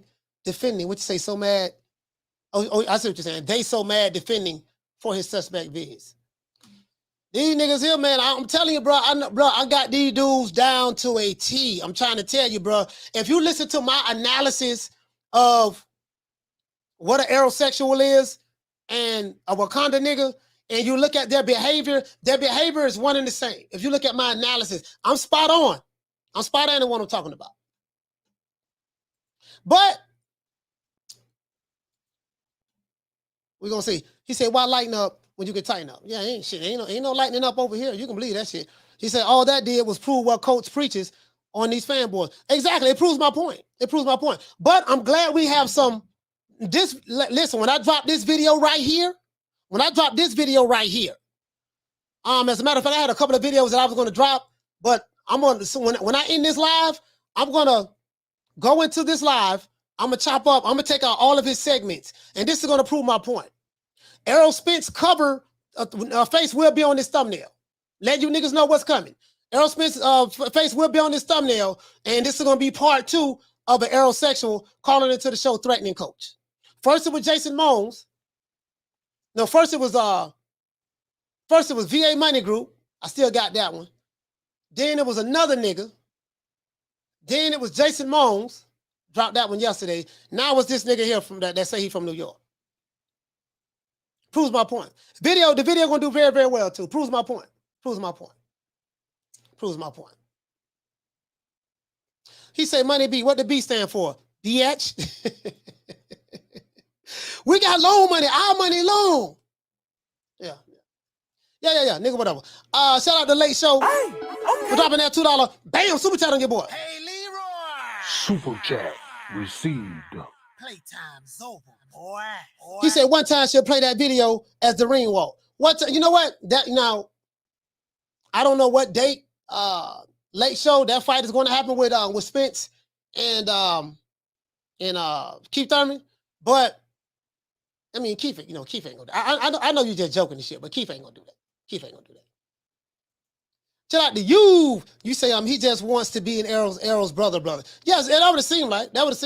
He said, he said it with a lot of vigor too. I swear to God, I'm gonna keep fuck your mom. I'm gonna blow your head off. Keep Errol's name out your mouth. Errol. I'm like, nigga, fuck you, nigga. Like, you don't call here dictate nothing. Yeah, we're gonna see what's up. Shout out to Ben. What you say, fam? He say nobody threatening your life, coach, and get away with it. Karma's a bitch. Simon, he say, coach, you have a case. File ASAP.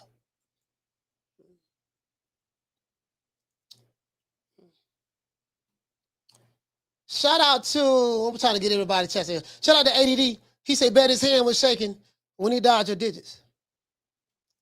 Man, I'm trying to tell you, these niggas is special. You say over a man that doesn't know him from a can of paint. These niggas is special.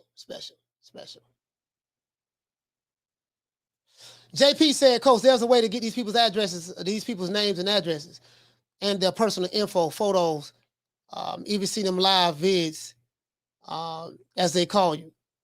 But can't drop the game here. What is in the info? I know how to get out of that. See, JP, I'm gonna be honest with you, fam. I'm gonna be honest with you, fam. Like I know, I really, really know what I'm doing on this shit. But if you want to send me anything, I really know what I'm doing on this shit. Trust me. But if you want to send me anything, send it to me at you can email it to me or hit me up on Twitter. On Instagram. Let's see. Hit me up. Hey, check this out. Hit me up at name these niggas. JP. Hit me up at New Media Today USA at gmail.com. Media Today USA at gmail.com. You get me up there, fam. Hit me up there. These aerosexuals make me sick. Nobody hates you niggas more than me. Nobody. I don't know who this troll was that called into the show. Guess what? Nigga, it ain't working. Not only will I be at the fight, ain't shit gonna happen to me when I get there and when I leave. I will get there safely and get back home safely. I can promise you that. Shout out to Halim. You say we fans of Montana rematch. Yeah. Shout out to Teach. He said, oh yeah, you did. I forgot. What you say, Teach? You say, did you get the Janibek code? Yeah, I got the Janibek. We talked about Janibek. Janibek, I think we're going to see if Jaime Munguia, will Jaime Munguia fight him next? We're going to see that. So, again, guys, as I said before, we won't know who these fighters are until they fight somebody. Until they fight each other, the top guys. The only way to know who the top guys are, they're going to have to fight who the best of the top guys are. They're going to have to fight each other. That's my criteria. Always keep a boxing criteria. Yeah, I ain't worried about these. I ain't worried about these niggas. He say Money B changing number right now. Yeah. He gave me some good content though. You say Spence fans are the worst. Then Wilder fans. Some are the same, but damn, they're sad.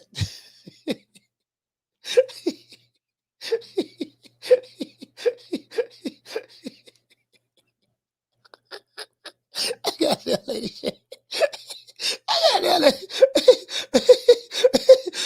lady said, she said they do this to derail the shows. Yeah. Hold on. Oh, damn, we've been on for 3 hours and 14 minutes. And we're gonna rock out for about another 10 minutes, guys. As a matter of fact, we're gonna rock out about I'm gonna do 3 hours and 30 minutes. We're gonna rock out, man, and we'll shut the show down. Cause I need to do some editing. You say today was something else with the arrow lover. Wow. Yeah, man, these niggas here, man. I try to tell you, dog. See, this what it is, right? This what it is. And I tell you niggas time and time again, I have these dudes figured out. I have these dudes figured out to a T. When I tell you I had these dudes figured out, I had it, like the nigga who called me, this nigga right here. The fuck? Fuck you all rolling up on for, cuz? Huh? He must don't know. He can't know. Huh? He can't know. That's these dudes right here. Nigga, I'm talking face on the brochure. Boy. Lights out. You hear me? Clap on, clap off. Okay. Huh? You got me fucked up, cuz. That's these dudes right here. They watching The Last Dance by Kevin Hart. They watching on CB4. These niggas don't seen a couple of videos, seen Menace to Society a couple of times, and they in their mind, they really start believing this shit. Like, really, you get what I'm saying? But I'm not gonna do much talking. I'm not gonna do much talking because it won't be wise for me to do any much talking. But we'll see. We'll see how this play out. We'll see. You say this is sad all over a dude that doesn't even know you and cares nothing about you. He said Blue Blood lives in New York, I think. Yeah, Blue from New York. Blue from New York. He say, Coach, can you get a clip on what Errol says, I'm tired? He say, them a ball too much. I don't know. Yeah, so I told you something wrong with these niggas, man. He say, Money B, call Coach again so we can get the number. I just typed the number in there. I'm gonna stay on for another 14 minutes because I want the nigga to call back a couple of more times. Please call back. Please. 718-603-4335. Please call back, Money B. If that's your real name. Please call back, sir. I need some more threats. I need some more content.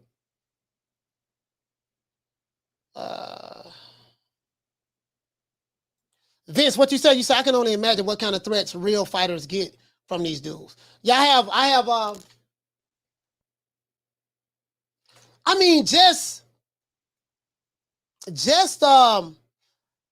just people in general. You know what I mean? Like Vince, just like even celebrities. I ain't nowhere near no celebrity, but I'm saying just imagine what celebrities get all the time. Shout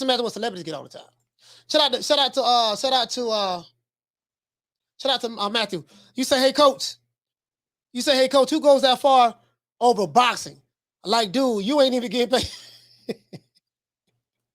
True.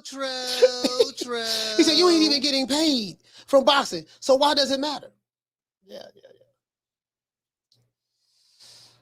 He said, show up at my door, watch the model tiles fly. Okay. Shout out to Ben. What you say? You say he ain't gonna call back, coach. He done masturbating. Shout out to Fotex. He said that number is not going to be in service anymore. Yeah, it doesn't matter. Shout out to Rock Bar, and he said he probably ran out of minutes. That's why he kept hanging up. You say he can. What you said? You can. He said yeah. He said yeah. Can only imagine what grief Crawford gets from these Spence Bum boys. Yeah. Shout out to ADD. You say, Coach, you think Janibek underperformed or Bentley outdid himself? I don't think Janibek underperformed. I think that Bentley was a better fighter than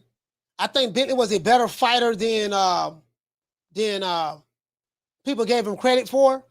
And you're not going to knock everybody out. You get what I'm saying? I don't think Janibek is a monster. I think he's a good fighter. I think that he's kind of hyped up a little. I think he's kind of maybe got a little bit more hype. And I'm gonna tell you the reason why is because, and deservedly so, because you have people who pulled out of fighting, you have people who openly ducked him. You get what I'm saying? You have people who had the opportunity to fight him, but they chose not to fight him. So that mystique is there over him because of him being the boogeyman and stuff like that. That mystique is over him. You get what I'm saying? But I don't want to say that he underperformed. I think he performed like he normally performs. It's just that, man, the guy he was fighting was a pretty good fighter. Shout out to G Martinez. He said he can't run out of minutes. He using Obama phone. Simeon said the feds are watching. He's stupid. He said he's no threat, though. Shout out to Dolomite. He said, I don't think he calling back today. He too busy ducking and dodging those texts and phone calls. Dolomite. Dolomite's his name. Let's see. Say, Coach Williams, what's good? Hey, what's going on? Silver Stress, what's going on, fam? What the link read? What's going on with you? Shout out to Ali Meadows. He said, real ones that run shit don't put their laundry in the front yard on the clothesline. I ain't got this shit. I ain't got nothing to say, fam. I ain't got nothing to say. Only thing I can promise you guys is this. I'm going to the fight on the 10th. Terrence Crawford, Avanesian fight. I will get there safely. Nothing is going to happen to me, and I'm going to get back home safely. I can promise you that. True. You say true. He said they be looking to fight Janibek now. Yeah, they should be looking to fight Janibek now. Shout out to Paul CX. He said Janibek is overhyped and probably bought into the hype. Or probably bought into the hype. And thought Bentley was a soft touch. And you can't change that mentality mid-fight. You know what? Bentley, I'm not gonna lie, man. Like I saw a couple of his fights, man. Bentley's not a bad fighter. He's a good fighter. Now I will say this. I think what kind of surprised Janibek, he was surprised that when he was touching Bentley on the chin a couple of times, the fact that Bentley did not fold under pressure. Normally, when you get in there with a puncher that punches very hard, like Janibek, normally when those guys get hit, they fold under pressure. I think Janibek was surprised that the guy didn't fold under pressure, and then I think he was expecting to knock him out. So what happened was he put a lot of he started loading up on his shot, telegraphing the left hand, so to speak. You get what I'm saying? So shout out to Fotex. He said, Coach, you scared him. Now he ain't called him. I mean, I don't know. I shouldn't have scared him. I didn't threaten him. I don't do no threats on no phone calls or no text messages. That ain't how we roll. He said Janibek don't have as much pop as they say he do at the top level. Hey, you know what, G Daddy, check this out, fam. This is the thing, though. This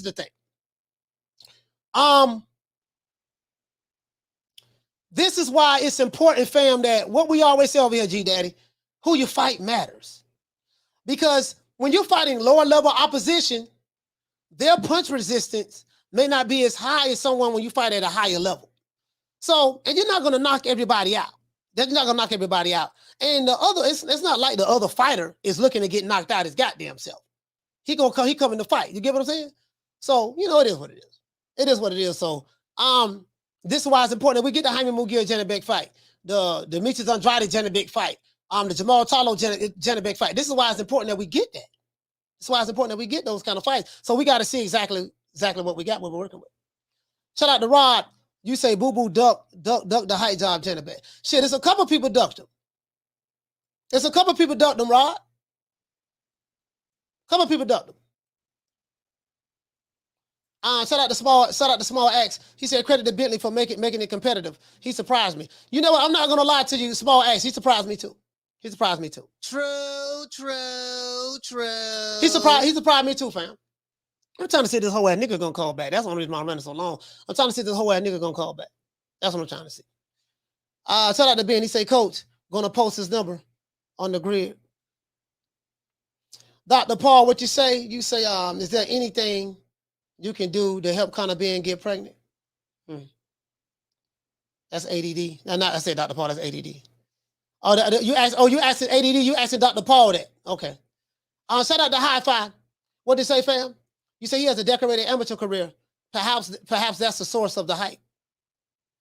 No, I don't think. You know what? You might have a point. You know what?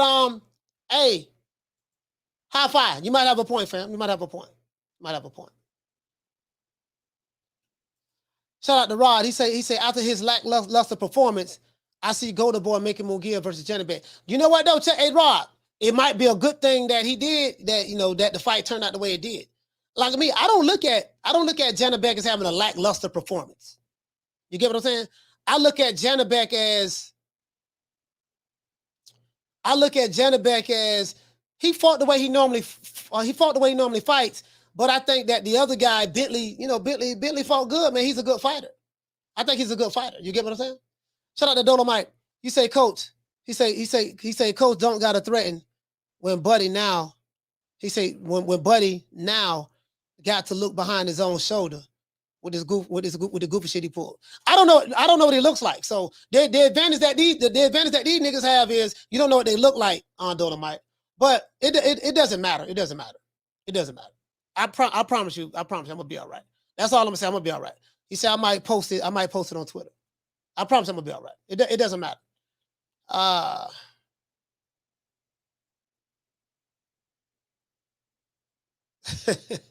Shout out to Ben.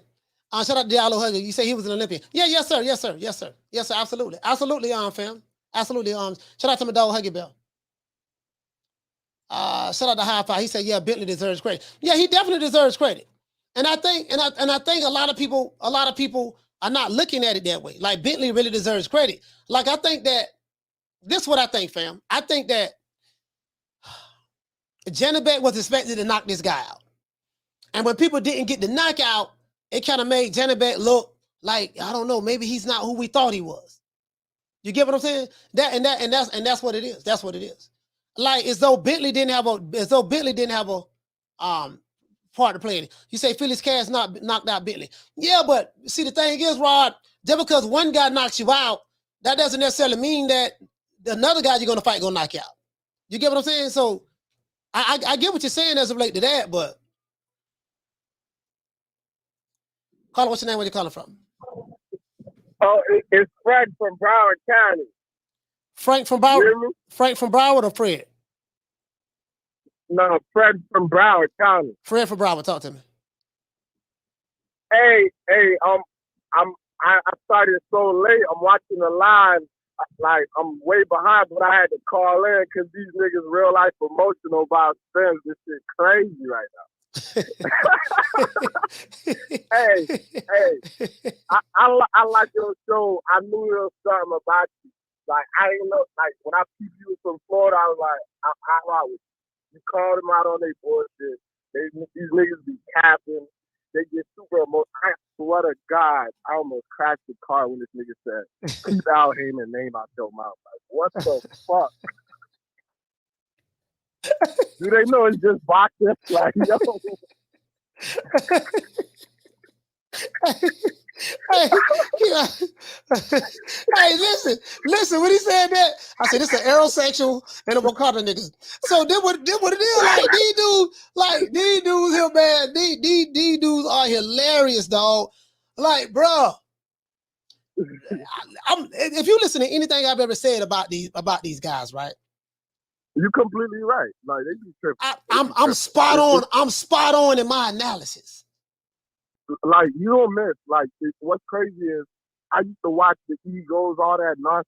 Like after I seen your show and you talked about how they be race baiting, I'm like, I'm disgusted watching a video from them because I'm like, yo, they real life doing it. And that Bam Rodriguez shit exposed me. Like that's when I really seen that shit like heavy. Like, reaching. Like all he did was tell Jit good. Like Jit good. Like you reaching. Like yeah. Hey, now the thing is, they just validate everything I say about them. Yeah, like just by them talking, like they prove you right every time. Yeah. They just validate everything I say about them. Hey man, hey, we finna wrap the show up. Hey man, and shout out to Fred from Broward, man. Broward County is BIH, man. Salute to you, my brother. Salute. Peace to you and your family. Salute, family. All right. Shout out to Fred from Broward. Arlette, what you say? You say, am I going live for the Progress fight? Yeah, I'm going live for the Progress fight. I'm going live for the progress fight, Arlette. Yes. Hold on, I'm typing you right now. Yeah, I'm gonna be Gucci. I can promise you that. Baby boy gonna be Gucci. I ain't worried about those niggas on the internet. No phone calls, none of that shit. They got the wrong guy. I can promise you that.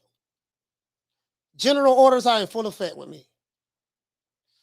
You say Wakanda native. He said, please call again. I told her I'm spot on. I told her I'm spot on. I'm spot on with my analysis of these niggas. I'm spot on, bro. Like I literally know what I'm talking about. I'm gonna cut this. I'm gonna edit this video once I end this live. I'm gonna edit this video, take that excerpt out. That's gonna be another video that I dropped. I dropped one yesterday with Jason Mose threatening me. And now I'm dropping another one with this nigga that's supposed to be from New York threatening me. Could be the same guy, could be Jason Mose, I don't know. But it is what it is. But it is what it is. Let's give everybody a round of applause.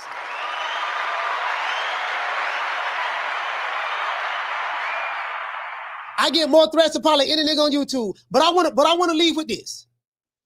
If you are aerosexual, I give two fucks about you. I give a fuck about the mama who had you. I give a fuck about the daddy who busted a nut in your mother's womb. She should have went to the abortion clinic and murdered you at the abortion clinic. If you are a Wakanda nigga, I give two fucks about you.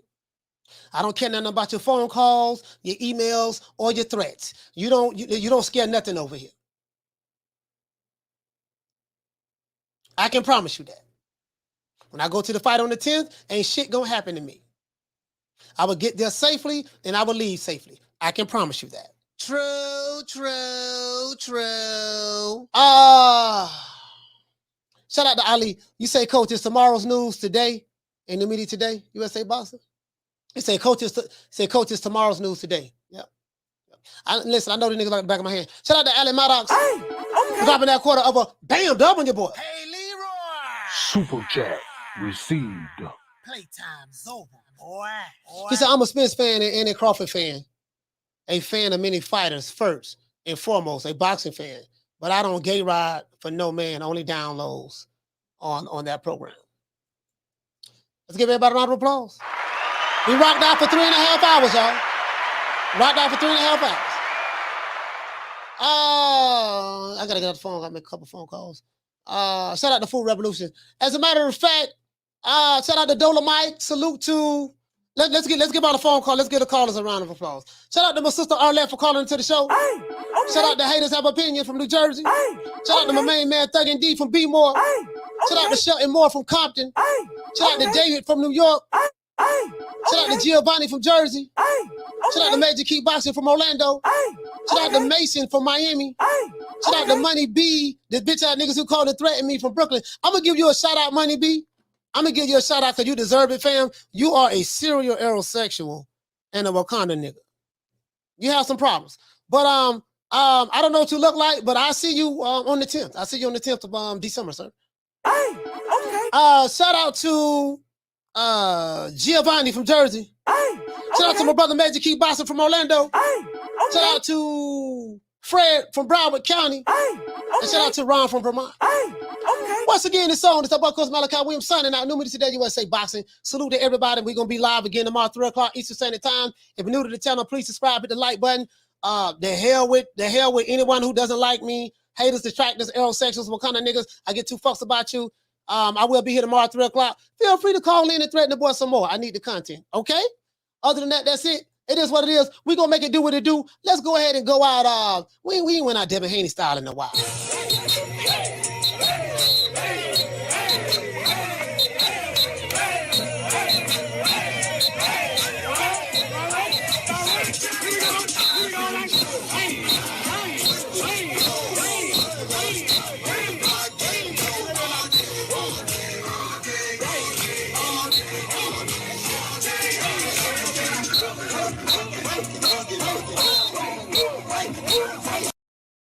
Hey man, I can't listen. We got credits now. So now we have credits. We have credits for all of the members. So instead of me shouting out, because we have over 100 members, so instead of me shouting out all of the members, I'm just gonna roll the credits. Other than that, that's it. It's our boy Coach Malachi Williams signing out. New media today, USA Boxing. See you guys tomorrow at 3 o'clock Eastern Standard Time. You know my motto, don't meet me there, beat me there. Peace. Man, I'm out of here, bro. Let's go.